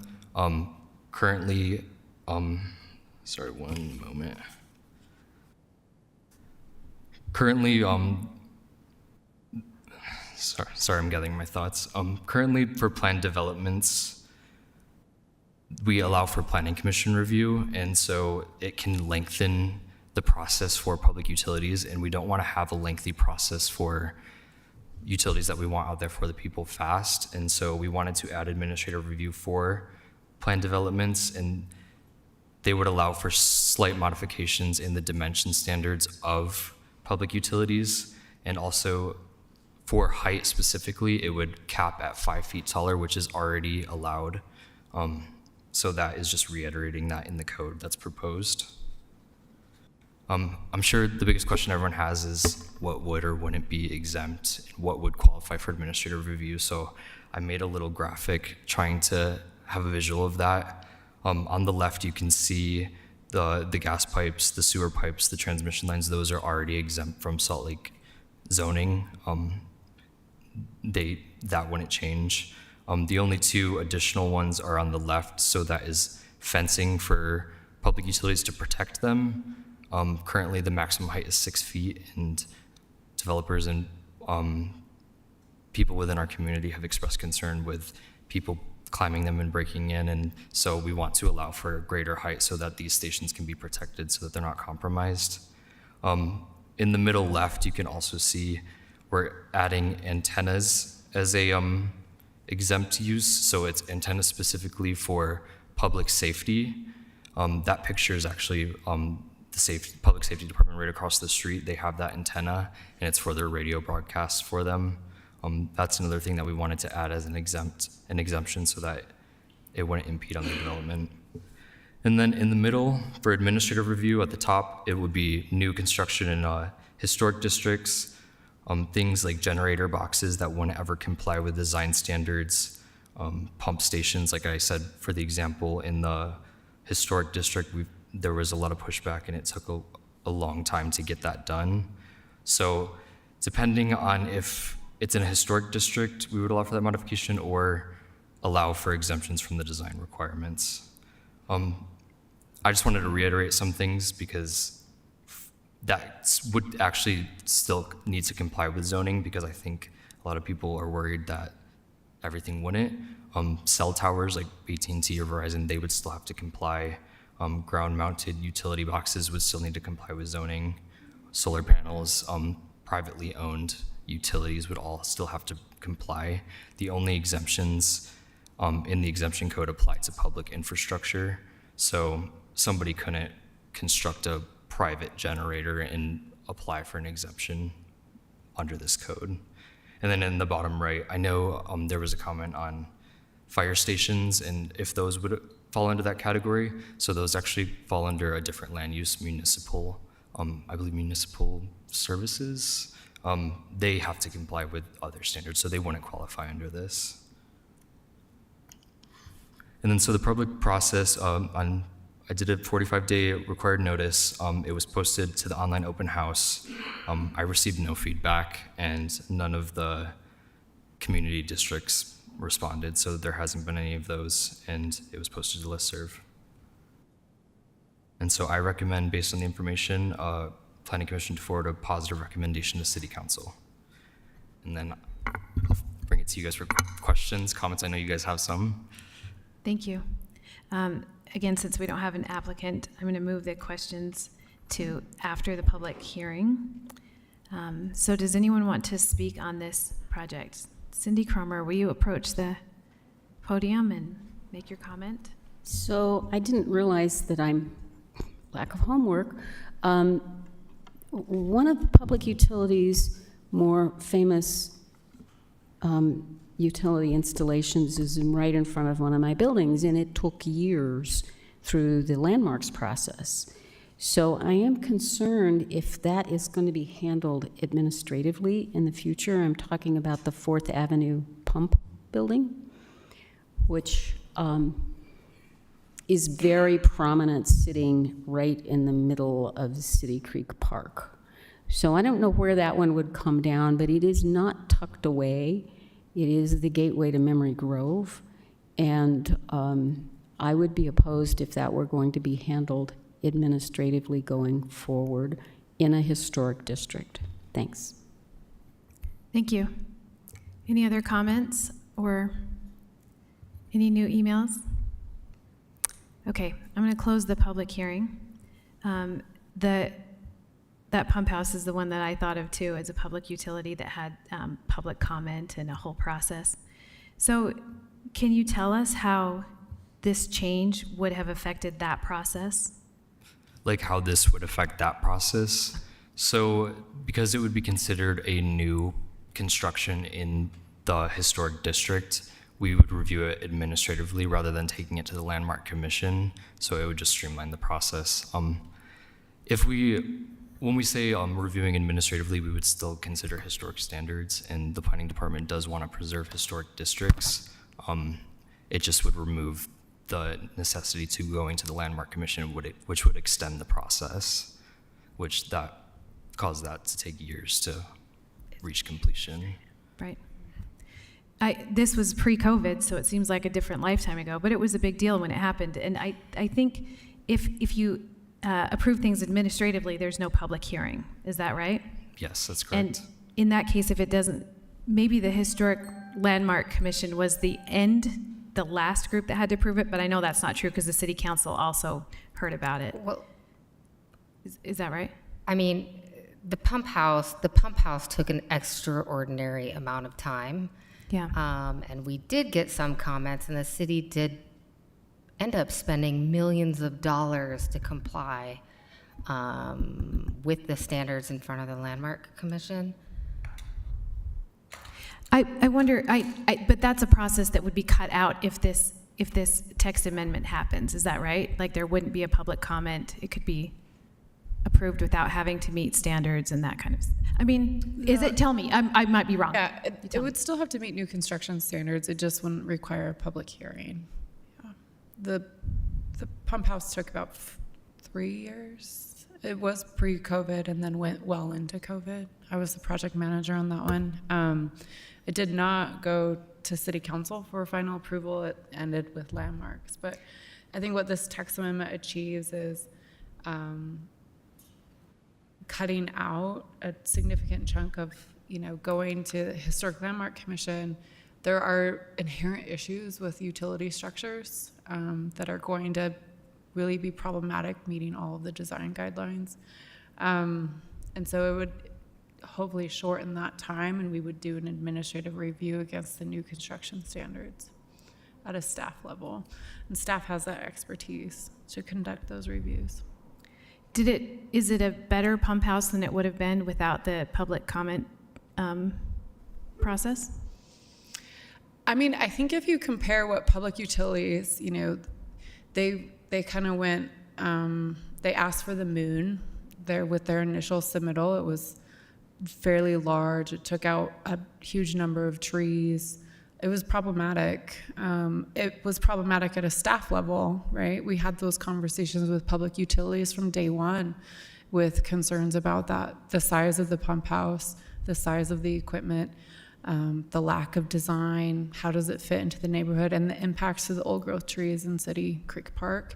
I think it took quite a bit of hand-holding to get them to make those adjustments, but I think they learned a lot through that process. And if they were to submit for a new pump house in a historic district, it would be very different than the one that we saw in 2019.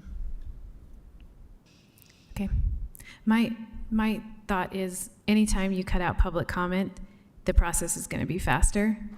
Although I know that there's a lot of negotiation and changes to projects before it comes to us. I understand that a lot of that happens administratively. Yeah. And so by the time we're seeing it, it's changed a lot. But I also wonder if cutting out that public comment process is better for everybody. I think it's challenging because this is vital infrastructure.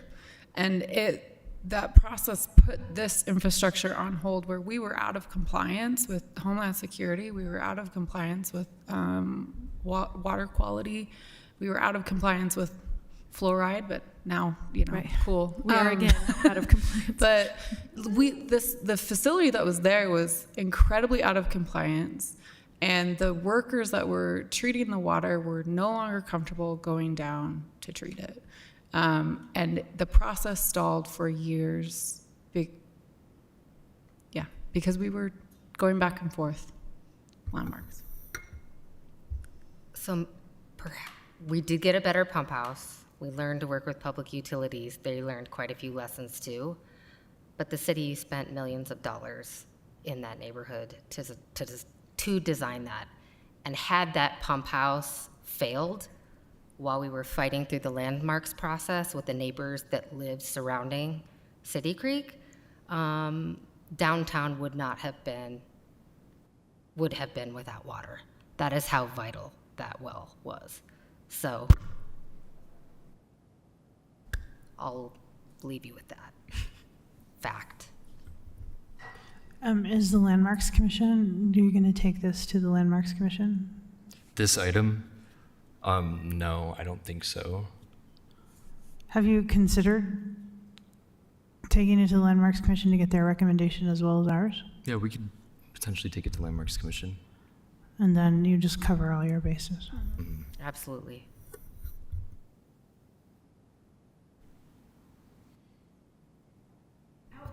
You said that the fences currently are allowed to be how tall? These fences around these places? So it depends on the zone, but most zones, the maximum height is 6 feet tall.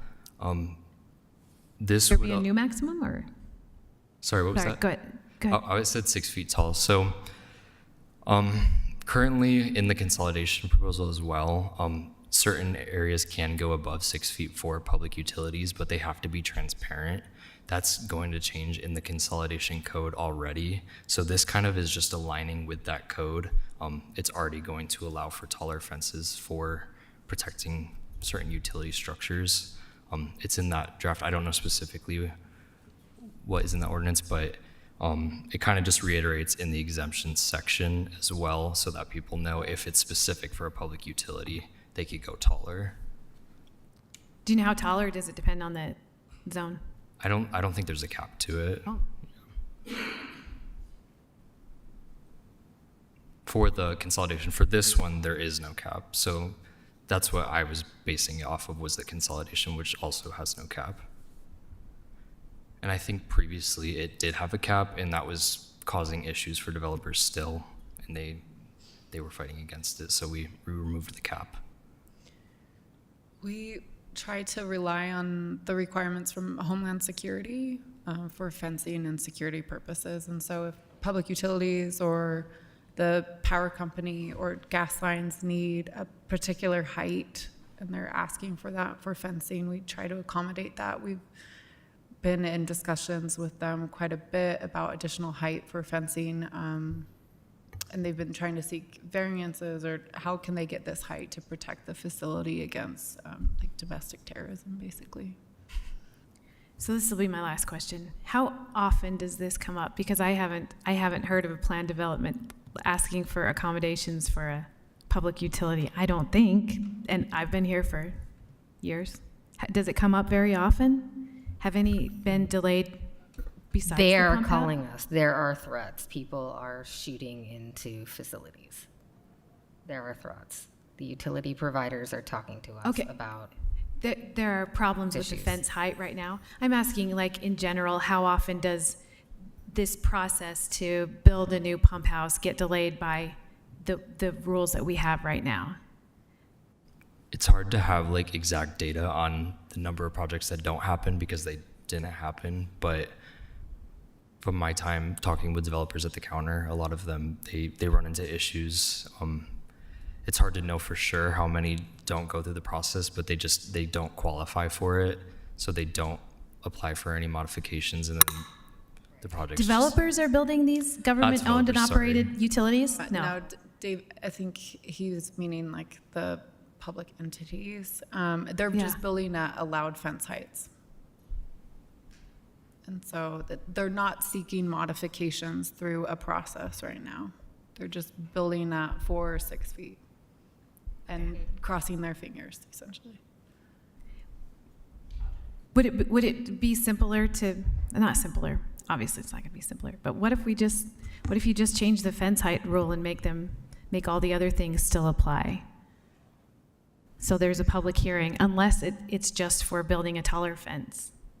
Because I hate to like get rid of public hearings in all these cases. Do you mind if I jump in a little bit? I just think that like the thing that they're asking for is the like essential infrastructure that we kind of need. I used to work on cell phone towers, and we had like federal clearance during pandemic to like ensure these entities were always actively functioning. And I think what they're asking for is to be able to allow a little more flexibility in letting them implement those quicker. And I don't know that I even needed to make a comment. I think you understood all of that. So I'll let you jump in.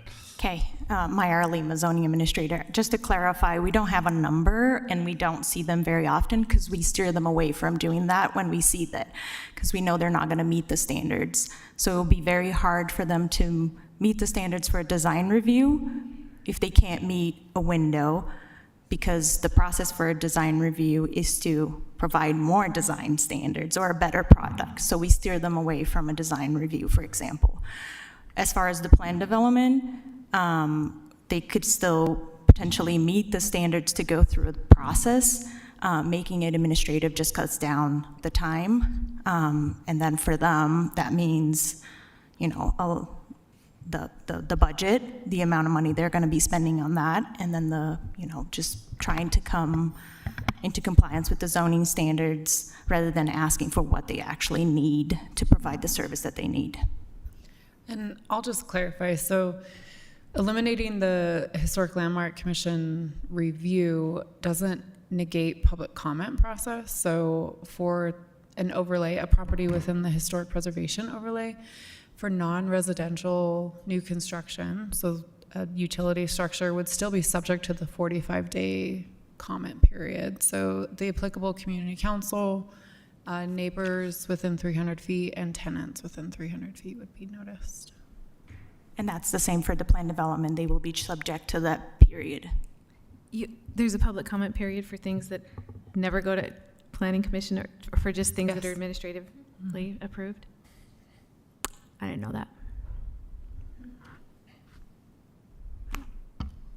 Anybody else want to make a motion or say something? I'm ready to make a motion. Let's have it.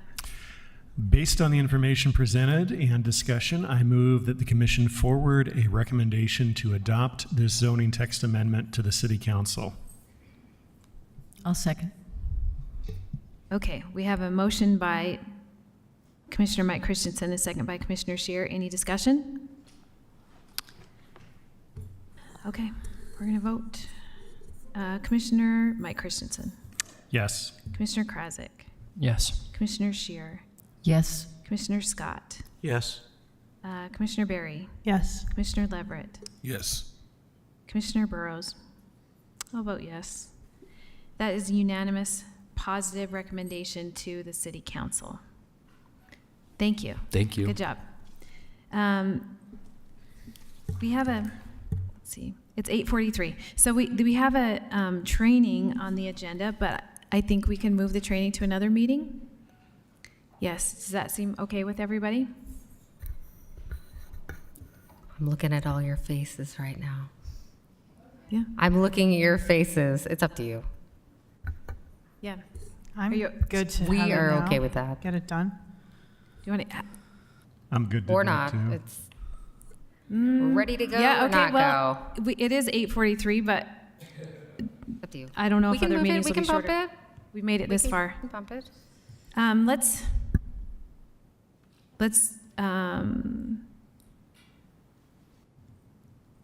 take a straw poll.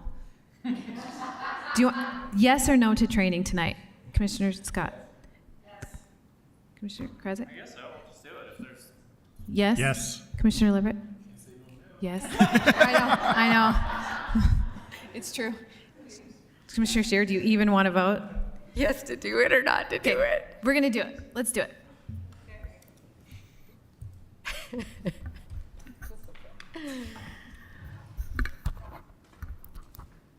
We're so excited to do it.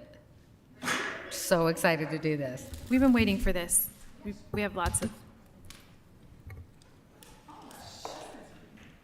That's right, yeah. We didn't get a vote.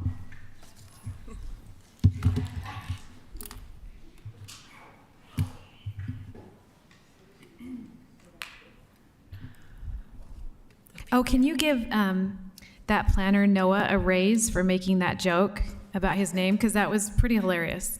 That was pretty funny. I missed the joke. I did too.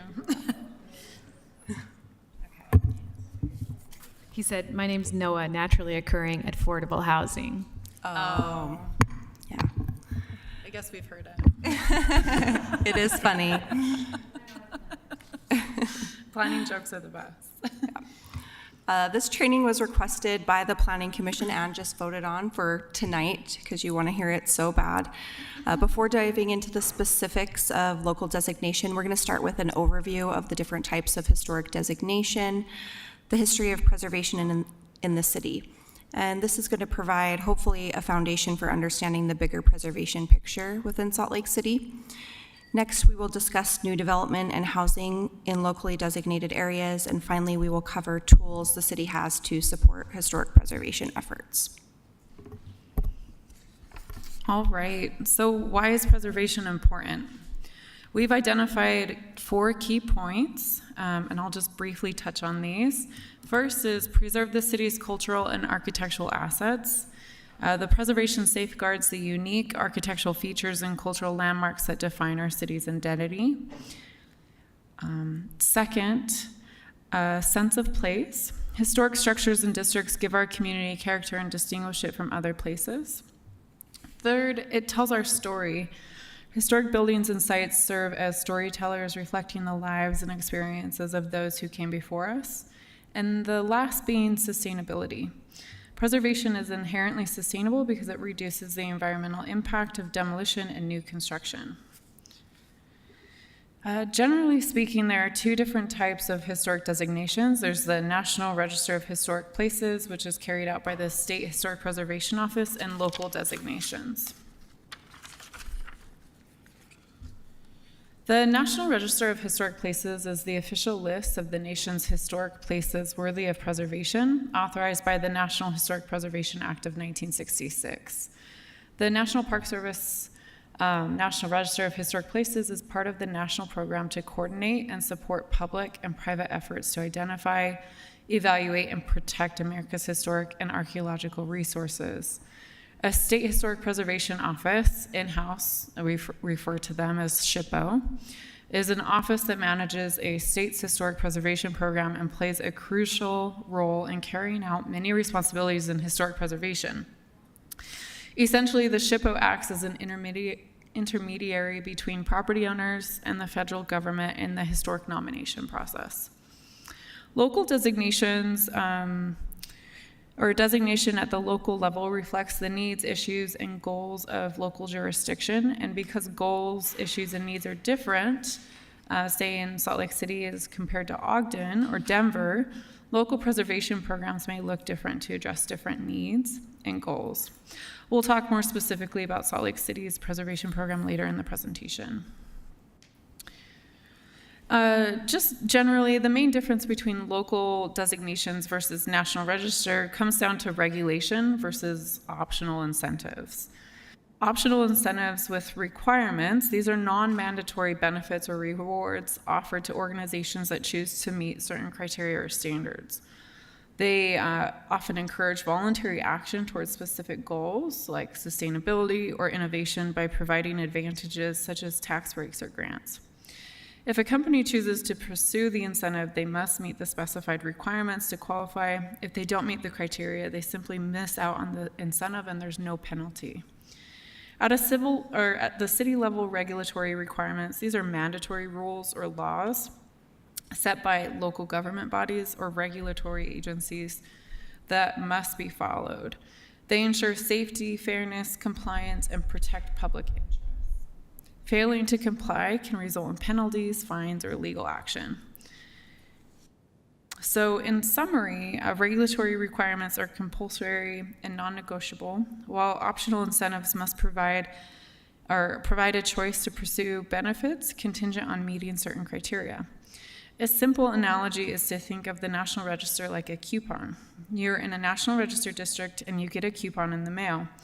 You can rip the coupon in half and toss it in the garbage, and nothing happens. Or if you want to take advantage of what the coupon is offering, you have to follow certain criteria, like 1 free product if you buy 2, or you get a certain percent discount if you spend a certain amount of money. Same with the National Register. If you don't want the benefits, then you don't have to have them. But if you do want the benefit, in this case tax credits, you have to follow certain criteria and standards with your project to get those. So what is historic? There's a great variety in the city. It includes individual buildings, such as the one we're in right now, a collection of buildings, such as a district, sites, like a cemetery, structures, such as the Trolley Square Water Tower, landscapes like Liberty Park and Memory Grove, and objects like Sugar House Monument. I'm going to provide just a brief overview of the Salt Lake City's preservation program. I think it's important to understand how we got here to this point is the result of many, many years of work and policy. Next slide, please. In 1953, the Utah State Legislature passed the Historic District Act. Essentially, it gave cities the authority to identify, preserve, protect, and enhance historic and prehistoric areas and sites lying within their jurisdictions. Salt Lake City was the first city in the state to designate local historic districts and to establish a historic landmark commission. In 1976, Salt Lake City adopted its first historic preservation ordinance. It established the Historic Landmark Committee, and it provided procedures for designating resources and for reviewing development applications that affect historic properties. During this time, the Planning Commission was the decision maker, and there was one planning commissioner that served on the Historic Landmark Committee to provide continuity, and appeals of decisions went to the City Council at that time. The city's first local historic district was South Temple. It was adopted in 1977. The designation was largely spurred by the outcry over demolitions along South Temple. From 1930 to 1960, approximately 30 of the 40 grand mansions were demolished. In 1985, Salt Lake City became a certified local government, or a CLG. That is a city that has demonstrated a commitment to historic preservation. The CLG program is a partnership between local, state, and federal governments.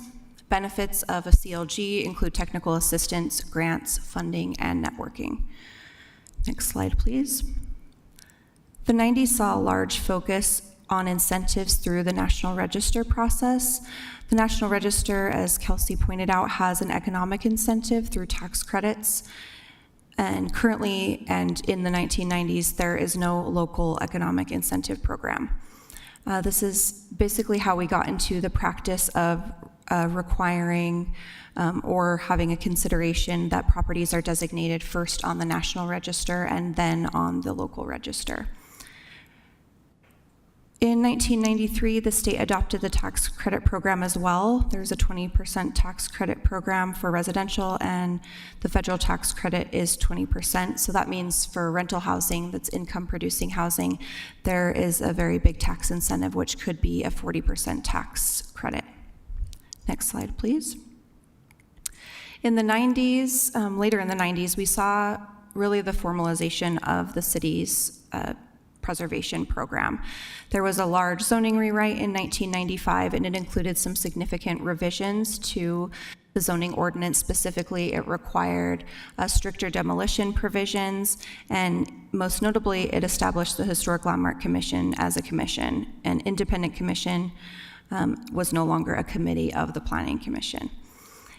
And it also authorized HLC to deny demolitions. Appeals also went to an appeals hearing officer instead of the city council to keep politics out of design review. In response to legislative action by city council, a preservation audit was conducted in 2004. Things under review included the purpose of the program, commission authority, need for tools, and the result was that they kept the HLC as a commission and they funded tools like the Community Preservation Plan, historic surveys, and design guidelines. In 2011, the City Council adopted the preservation philosophy to guide the city's preservation program. Some key themes from that philosophy include consistent interpretations, applying the standards reasonably, support designation of National Register districts, acknowledge that we can be flexible and allow for compatible change, and it also encouraged education and outreach for the public and commissions regarding our preservation program and goals. Salt Lake City's preservation program has been nationally recognized. The American Planning Association selected South Temple as one of the 10 great streets in America for its historic residential design and craftsmanship, diversity of land uses, the integration of multiple forms of transportation throughout history, as well as a commitment on the part of the community to preserve its legacy. Salt Lake City was also recognized as a Preserve America community in 2006. That program has two parts. It's really grants and community designation. Next slide, please.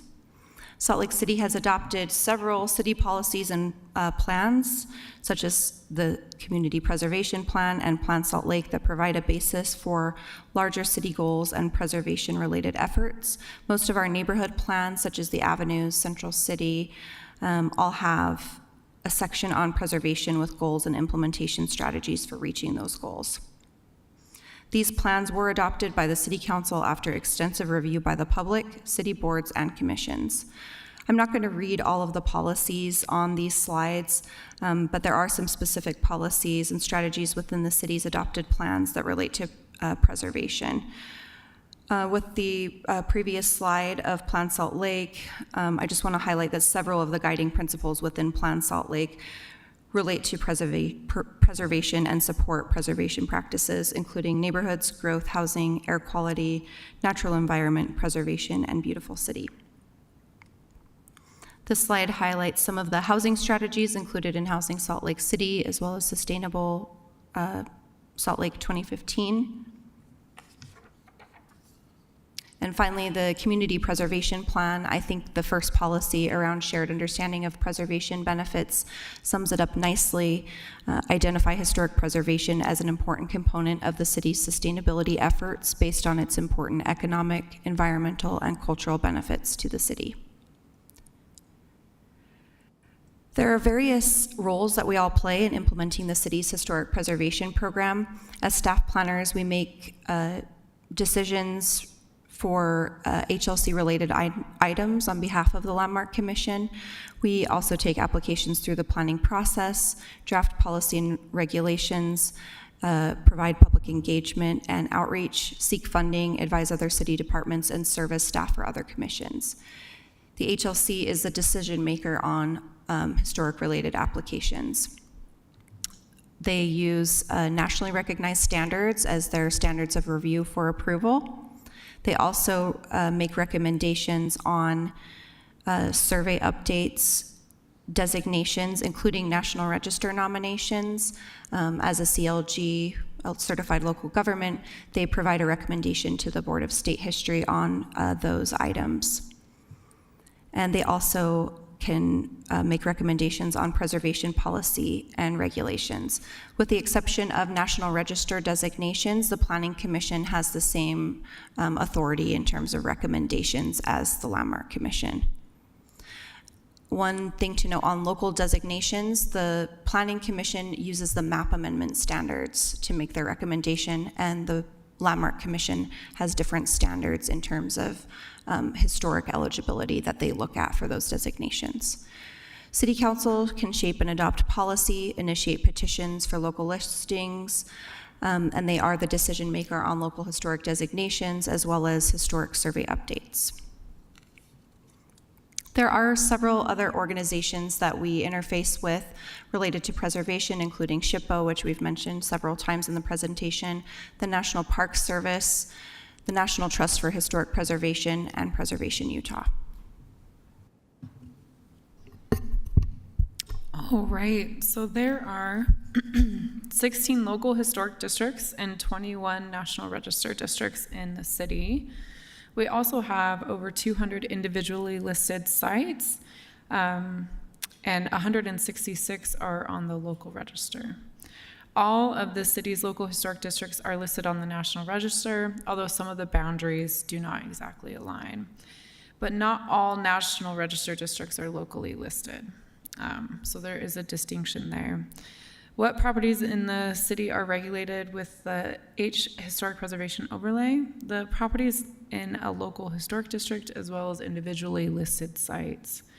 Properties within the Preservation Overlay generally require historic approval for exterior alterations, new construction, and demolition.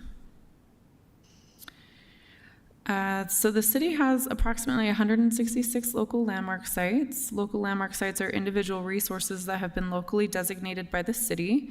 These are a few examples of some of our local landmarks. The former 29th Ward Meeting House, it's the lower left.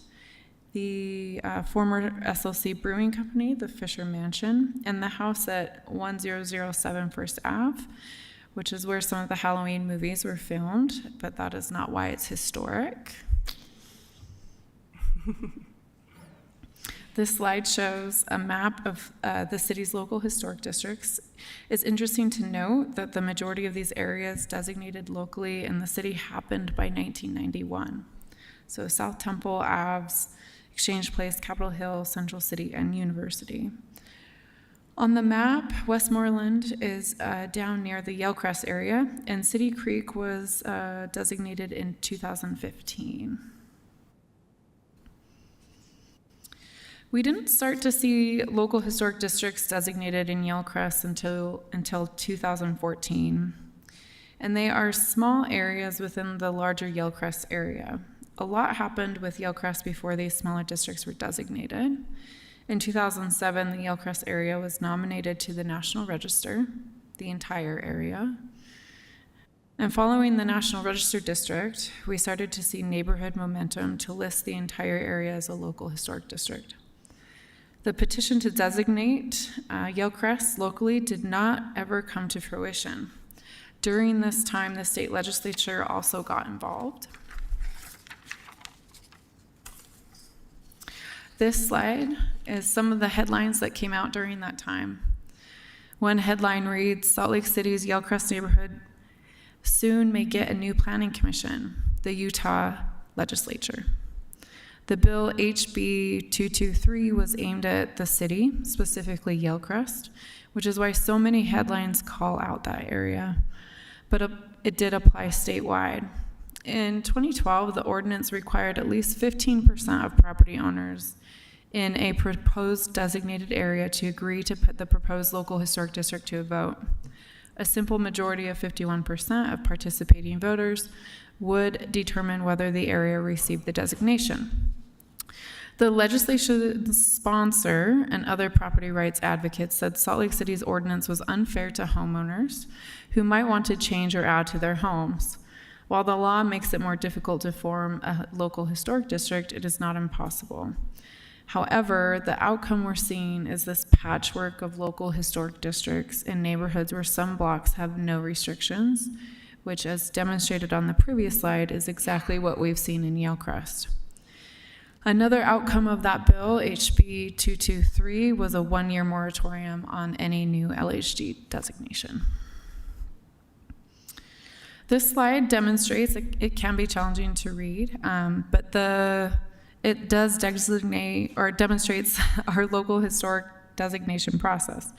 These are the steps that must be followed if the petition is submitted by a property owner within a district. So the ordinance requires at least 33% of property owners to sign on. That is just to learn about what historic designation means for the neighborhood, not to actually adopt the district. Then the city council has to adopt a director's report that outlines the merits of the district. That's basically, they give the go-ahead to move forward with the application. Then we hold property owner education meetings and public hearings. There is also a property owner opinion ballot that is sent out during the designation process to gauge interest in actual designation, and ultimately the decision lies with city council. The red box on step 7 indicates when planning commission gets involved. There are a number of different criteria that are considered with historic designation. So first being exceptional importance, listed or eligible to be listed for the National Register, must be at least 50 years old in most cases. While that's the benchmark and general rule, there are some younger properties that can still be considered eligible if they possess exceptional historic significance. Significance beyond age, just being 50 years old doesn't automatically qualify a property. It must also demonstrate historic significance and retain architectural integrity to be considered for a historic district designation. People of historic significance, culture, prehistory, history, development patterns, and architecture and/or construction methods are also criteria. One recent example of a culturally significant National Register listing is the Nettie Gregory Center. Okay, and then the benefits of local historic designation. It does prevent demolition. It makes it slightly harder for, well, very relatively hard for a contributing structure. There's predictability with review, economic benefits, neighborhood stabilization. It employs skilled workers and provides jobs to craftsmen, provides civic pride, tells our story as a city and a community, and provides a sense of place. I'm going to talk a little bit about housing and local historic designation. I want to talk briefly about new construction in local historic districts. Previous item aside, I think there's some misconception about the difficulty of new development within local historic districts. This slide highlights a few of the new construction proposals we've seen in our local historic districts. The first one is the Rose. It's a good example of missing middle infill project that retained 2 historic bungalows and developed 4 new townhomes. Trolley North has 195 units there intended as student housing. And then finally, the Other Side Academy on the right, they recently received approval for new construction of a 32-unit residential building to the rear of a property. They're retaining that former Ward House and the mansion that's in the front of the new multifamily building there. Essentially, this expanded campus is being built for a residential program for people transitioning from homelessness and incarceration. Next slide, please. Affordable housing in local historic districts. There are a few affordable housing projects within our local districts as well. These examples are taken from Salt Lake City's Affordable Housing Construction and Preservation Dashboard. The dashboard tracks Salt Lake City's support of the construction and preservation of affordable units. When the city provides funds for a project, it requires a partner to sign a contract or provide some sort of proof to ensure required community benefits will be met before the funds are dispersed. First one is Victory Heights. It will reuse a 1956 medical building and add a 6-story addition to the west of the parcel. The project brings 78 units with rents offered at or below 30% of a person's income making 50% AMI, and 10 units set aside for people making 25% AMI or less. The next one is the 515 Tower. This will be converted to a variety of uses, including 100 units comprised of low-income housing tax credit, affordable housing, and moderate-income condos, impact-focused co-working space, and street-activating uses such as locally operated coffee shops or boutique restaurants. A future phase of the project is planned to include a daycare and additional low and moderate income housing units, including both apartments and condos. Additionally, renters will have an opportunity to participate in an ownership based on their time of rentership. Finally, the Calvary Tower. Those first 2 are currently under construction. Calvary Tower was completed in 2020.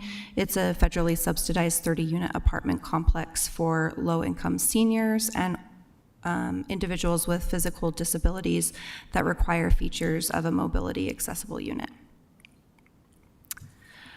How do affordable housing incentives relate to local historic designation? Although some neighborhoods have advertised local historic districts as a tool that prevent affordable housing, that is not so.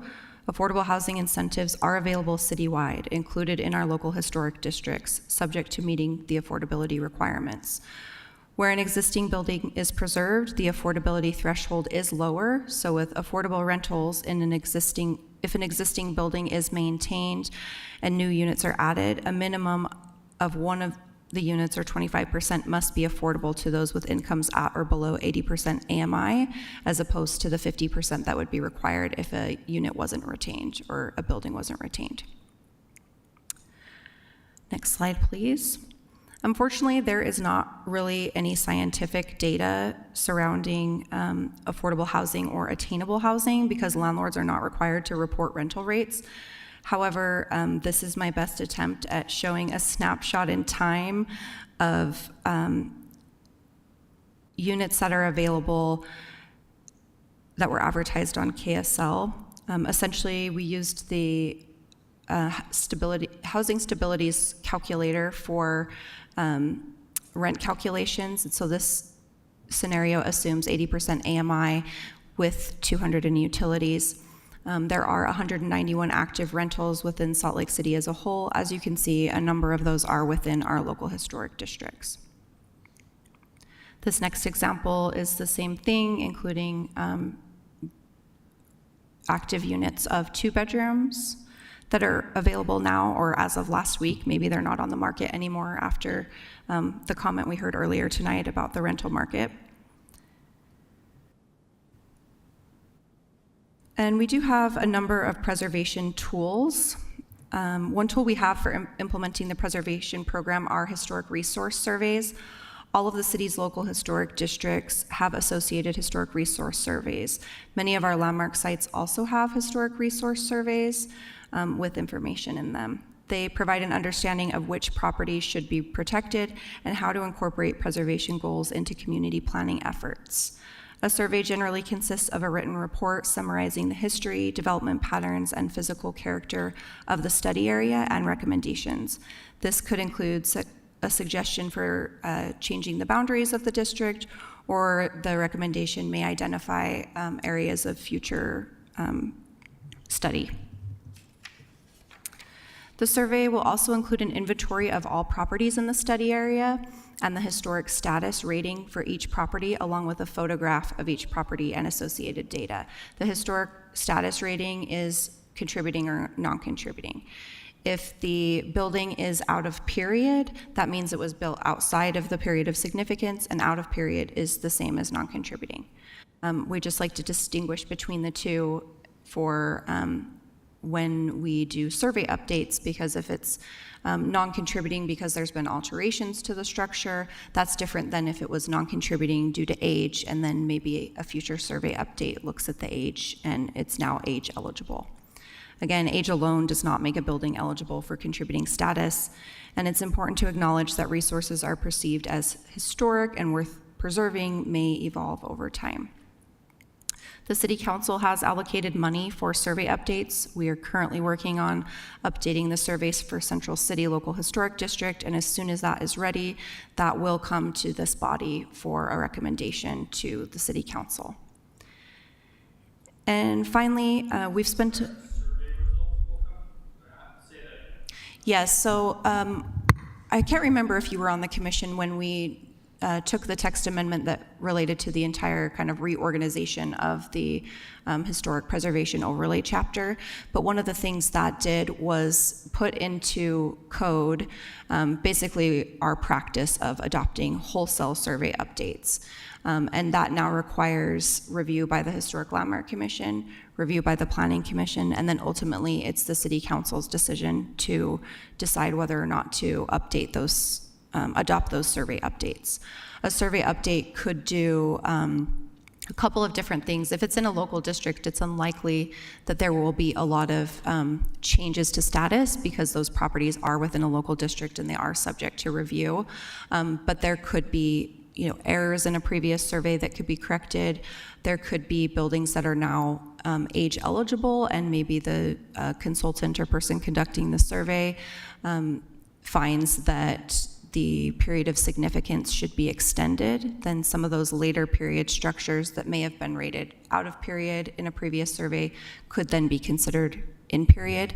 But again, that would only be adopted if City Council were to decide on it. But you all do get to make a recommendation on those updates. Similar to what you did with one of the Yellcrest local designations that was heard recently, where there was some survey updates associated with that local district designation. That was the initial designation, so that survey that was used for that. Really, the only reason staff uses those surveys is for land use purposes. So if there's just a random area in Yellcrest that's currently only on the National Register, we're not going through that survey to identify errors, because it's the state that looks at that and implements tax credits. The only reason why we use those surveys for land use purposes is for local historic district properties, or if it's proposed to be designated as such. Did that answer your question? Okay. Probably got more than you wanted in terms of an answer.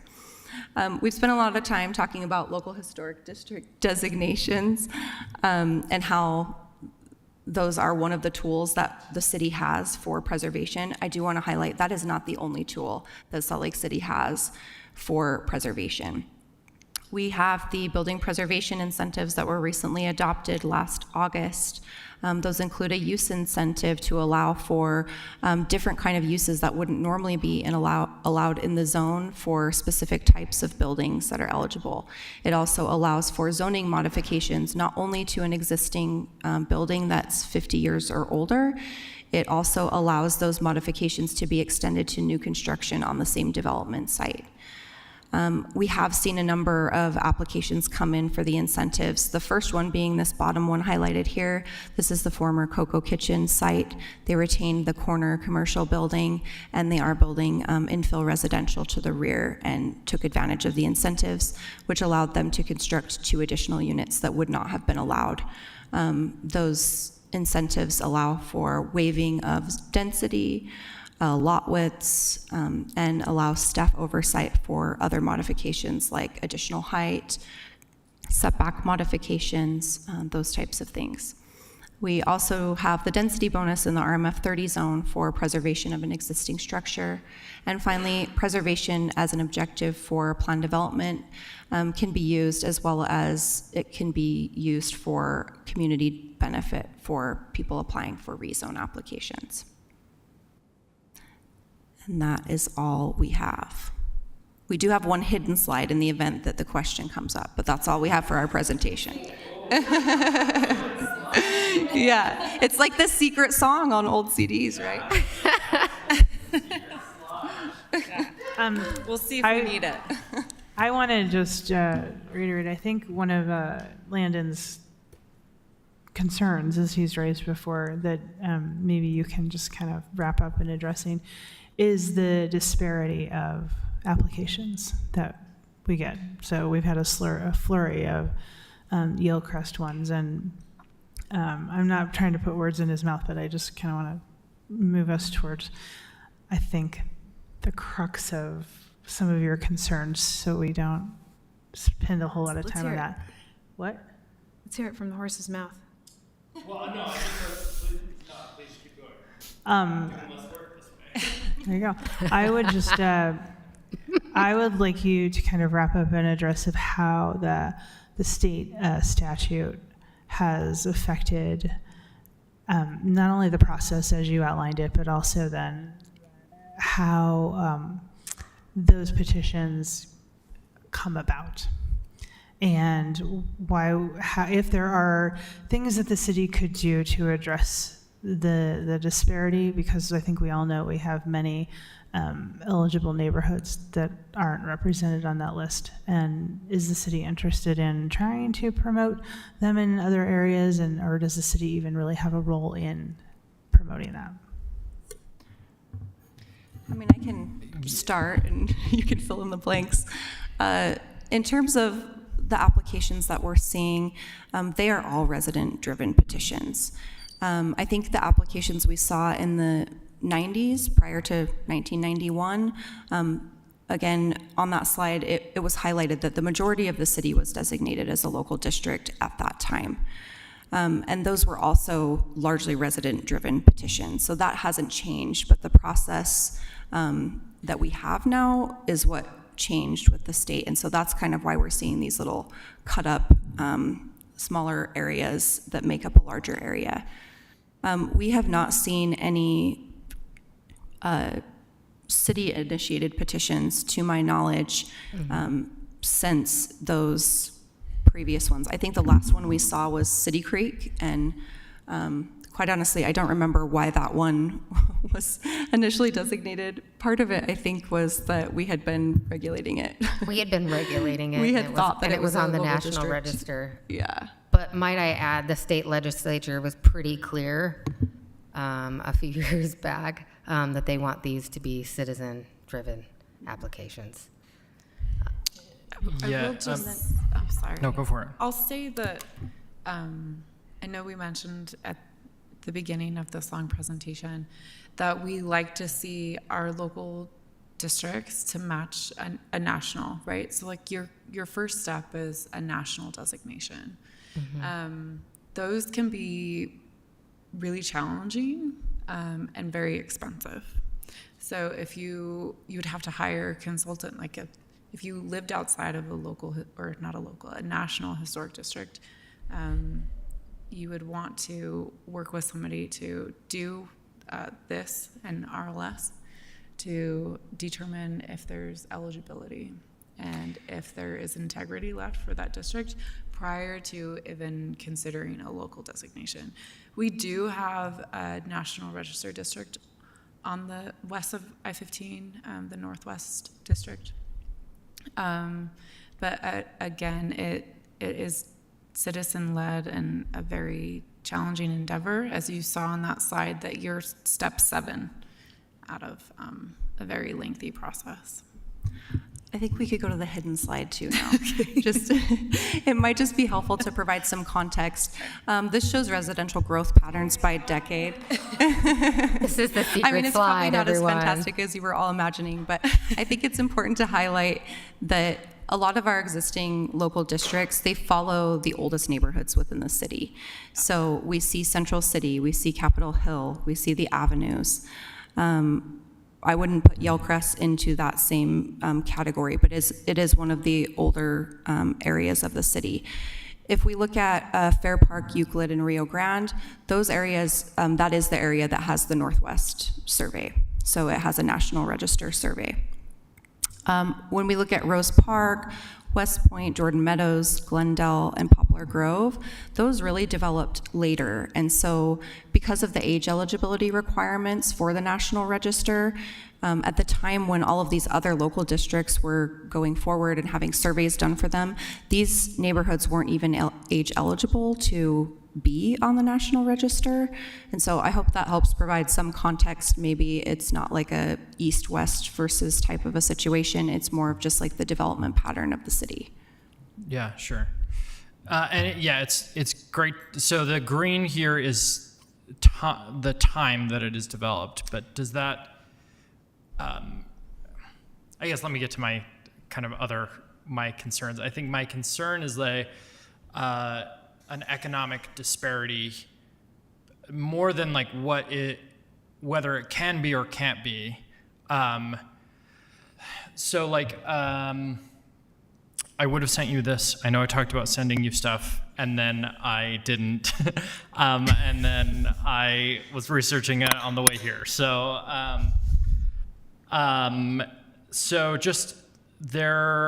this study from Edward Glazier from Historic Districts in New York City, let me see where I put it. Okay, so in historic districts, great places, Greenwich Village, the Upper East Side, the household incomes grew 74% higher than incomes in non-historic districts, even when considering like local amenities. So like whether you would think that places near Grand Central Park would have like much higher values, but a higher indicator was whether it was a historic district or not. And so it made it difficult for so like this rising wealth and cost of these units in these neighborhoods made it difficult for lower income families to remain, especially in if provisions are not made to offset the costs for these homes. Over decades, a district that once had a mix of incomes can become an enclave for the affluent. So whenever I am thinking about my neighborhood and the cost of the homes, so you showed what homes are renting for, but my neighbor's house right now is selling for just over $400,000. A lot of the houses that I was seeing on Redfin are selling for $700,000 to $800,000. And so if the slow progression of turnover of these homes happens, then, and it just is such that people of low income can never afford to buy into a historic neighborhood because the historic neighborhoods have higher value homes, which is beautiful and people want to live in beautiful places, but then you end up kind of filtering out all of the people that maybe originally were in that neighborhood. And so there's a certain point where I am not sure that I want a historic district on the west side, in that if there is a correlation between home values and historic districts, then you end up getting a lot of college-educated white people that end up kind of filling in the economic void, because that's all that can afford this neighborhood, and then you lose out on the human character. Is my concern that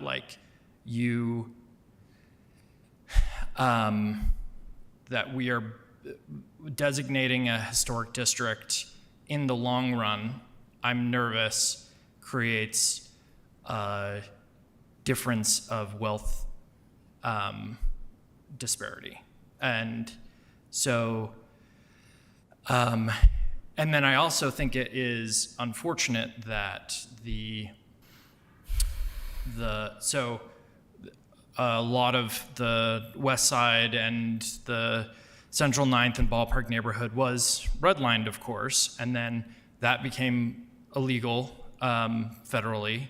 And then after that, historic districts started popping up that I'm concerned is doing the inverse of redlining, where you say, instead of preventing people legally from living in a place, you price out people from living in a place.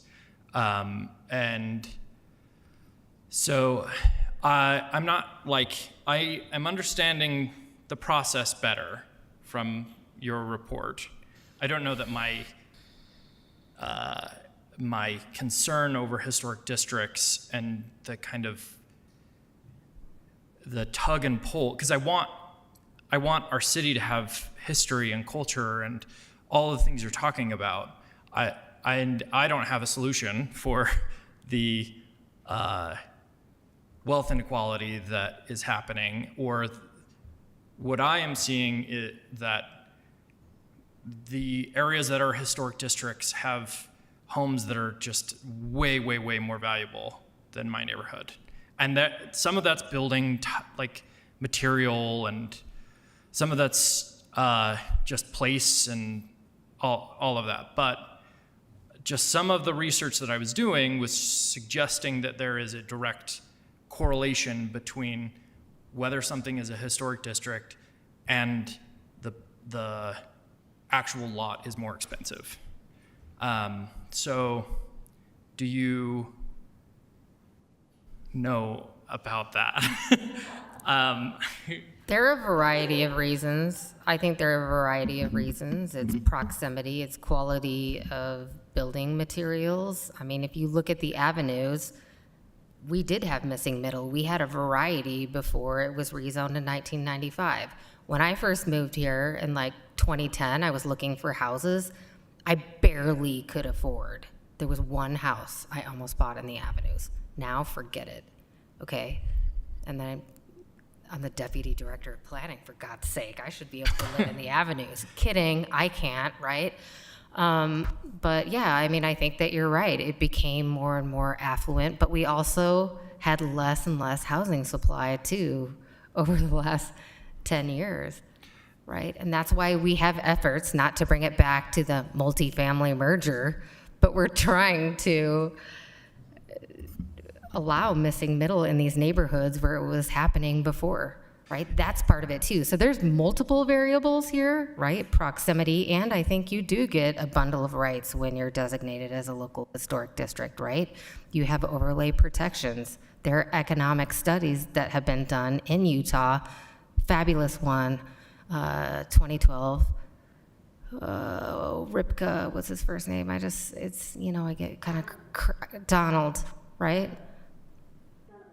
Donovan, thank you, Donovan. And I wish we could pay for another one of these studies that showed that, yeah, even in times of economic downturn in a local historic district in Utah, properties will retain 25% more of their value. But it's not as simple as like a direct, like if it's an LHD, all of a sudden it's all the affluent folks move in, right? But when the affluent folks move in, they have more time and money to show up at meetings like this, to downzone, to prevent missing middle, to prevent density, to prevent housing supply. Yeah, I think See it? Totally. it's See it, difficult folks? because we're not economists, right? I wish Right. I wish I had that skill set. What we do now, like the facts in front of us, and from that study that Michaela just referenced, was that there is a direct correlation to property value increase and stabilization. So even in economic downturns where outside of districts property values may be dropping, they are stable typically in local historic districts. That is huge, right? If you own an expensive property, your property value is relatively stable even in economic downturns. But as far as like a direct correlation to household income increase, I can't answer that question. Yeah, I guess just like if A lot of variables there, but continue, please. Yeah, I understand that we're not economists, but also I want to, we need to plan for the future, and it's great that they have housing, like their home values are more stable, and I want the mixed use zoning to go through so much. And I don't know that I have like a thing that I'm asking for, except for just like, if we support the designation that makes property unaffordable to most people, then are we doing a service for the whole city, or are we isolating a pocket that is frozen in time and no longer an organic breathing part of the kind of ethos of the city that gets hurt when the city gets hurt? Or does it just be like a pocket of rich people that are able to just hold out through any economic storm and kind of not be affected and not be a part of the city? Can I jump in on that? So one of the reasons that the state bill even came about, and why Yellcrest did want to do their local historic districts, is because people were coming in and buying the house. This is where we get our McMansion trend here. They were buying house, demolishing it, and building something 2-3 times its size, making it way more unaffordable. And from their perspective, the residents of Yellcrest wanted to stop that. Right. So you can spin this multiple ways in the numbers game. that without a local historic district, they would have become even more unaffordable. Because it's just I think one of the other benefits of these neighborhoods, not because it's a local historic district, but these older neighborhoods have more of a built fabric of how they came about. Whereas other areas, even my neighborhood, were built differently. And that's part of their attraction. And they're older, that's part of their attraction. So in some ways, the local historic district actually, I could make an argument for, capped that somewhat. That evolution of demolishing these homes and building even bigger homes that have zero character. Totally. And I think, so there's multiple ways to look at it. There's multiple factors. There's not one thing. But it's not always this bad thing in the sense of what this specific neighborhood was trying to do, and why the state statute came about was because developers liked those McMansions and they knew a senator who would make it difficult, right?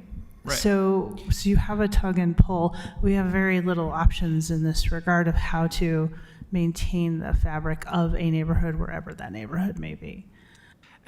Yeah, and I also completely agree that like preserving a house that has already a sunk cost of the amount that it has been built, you're gonna put more carbon into building a new house. It's less sustainable to just like turn over and make a McMansion.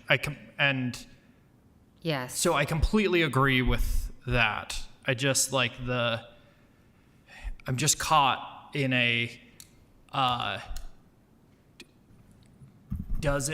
although it is a good thing in many ways, does it drive away a demographic that also deserves nice things? It depends on what your policy goals are, right? Like preservation isn't just about cost, and to think that our overlay it's like we were just talking, it's quite a leap to just say just designation itself makes that neighborhood white and affluent.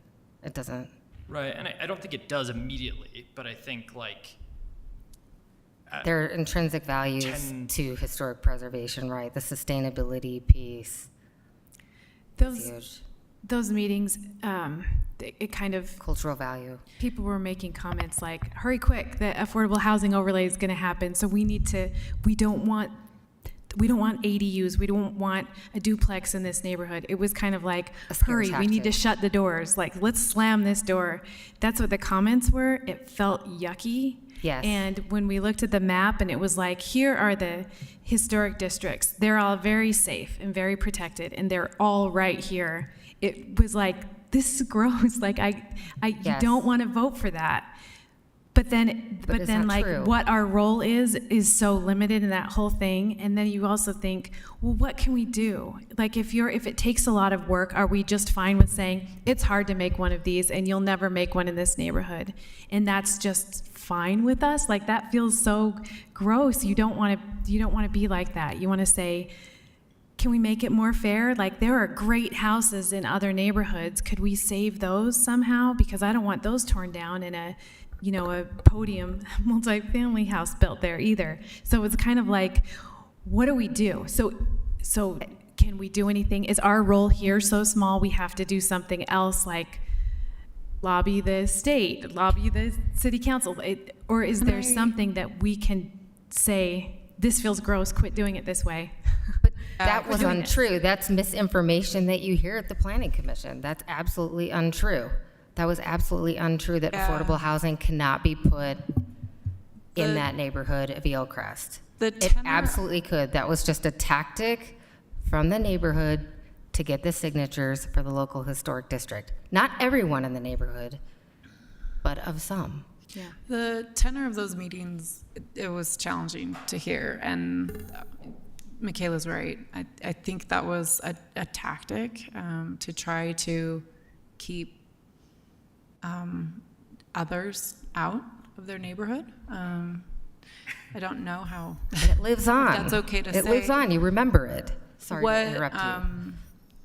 what is incorrect about that tenor and what they were claiming is that actually local historic districts allow a lot of evolution and infill and change, as we just showed some examples this evening. But affordable housing, I mean, Yellcrest aside, affordable housing doesn't go away. The incentive doesn't go away because you're a district.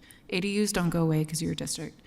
Preservation bonus, if you're an RMF 30, doesn't go away if you're in a district. You actually have more zoning flexibility to add infill, which is what we're constantly encouraging of property owners at a staff level of, you know, you can do this, look into tax credits. There are all of these options to add to your property. It doesn't freeze it in time. And that is not the city policy. The city policy is to accommodate evolution.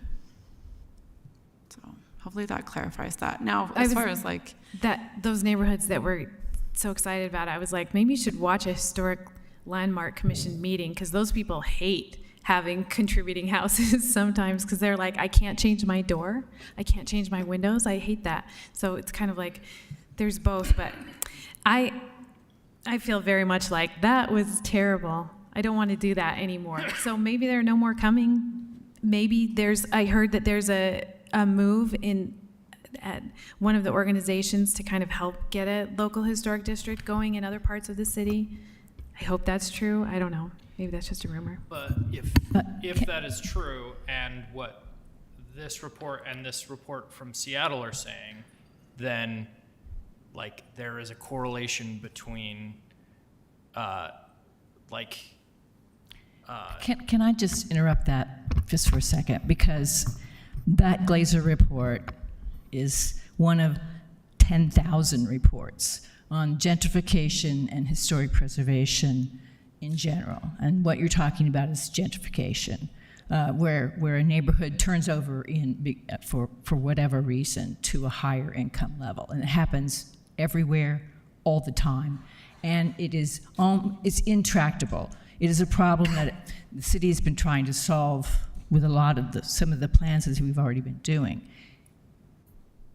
I think we just have to recognize that there are some neighborhoods that have a character that we would like to preserve, period. And whatever happens to that, if we preserve them, it may happen this way, it may happen that way. It's really not predictable. It might be better, it might be worse. We just don't know what the future of that neighborhood would have been without it.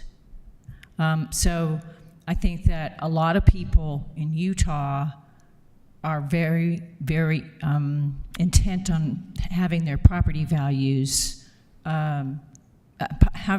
maintaining control over their own decisions about their property.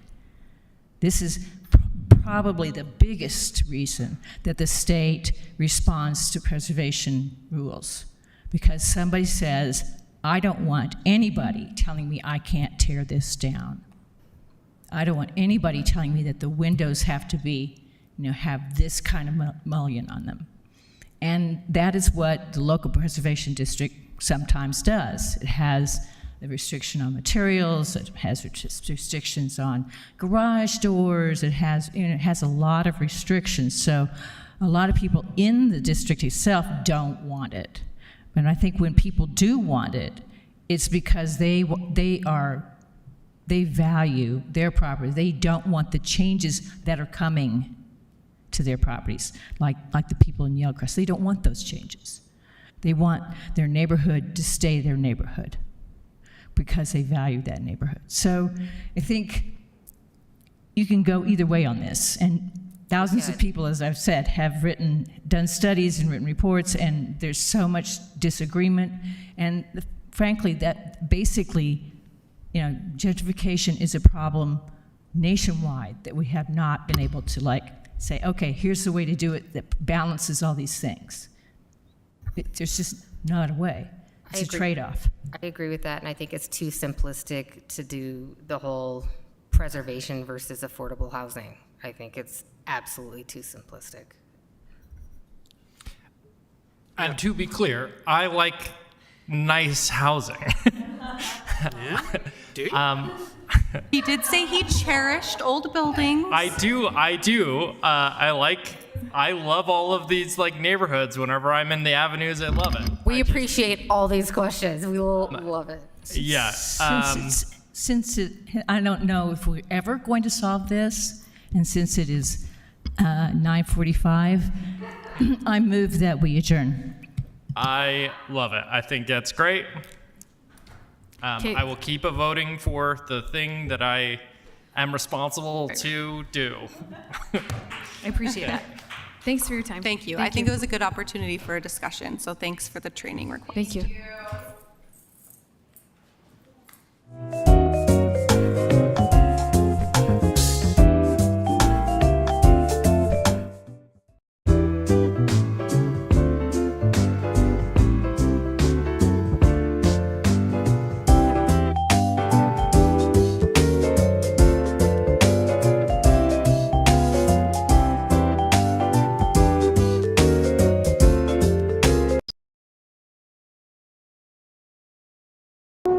Artu, do you really think I don't have a heart? Hi, I'm Smokey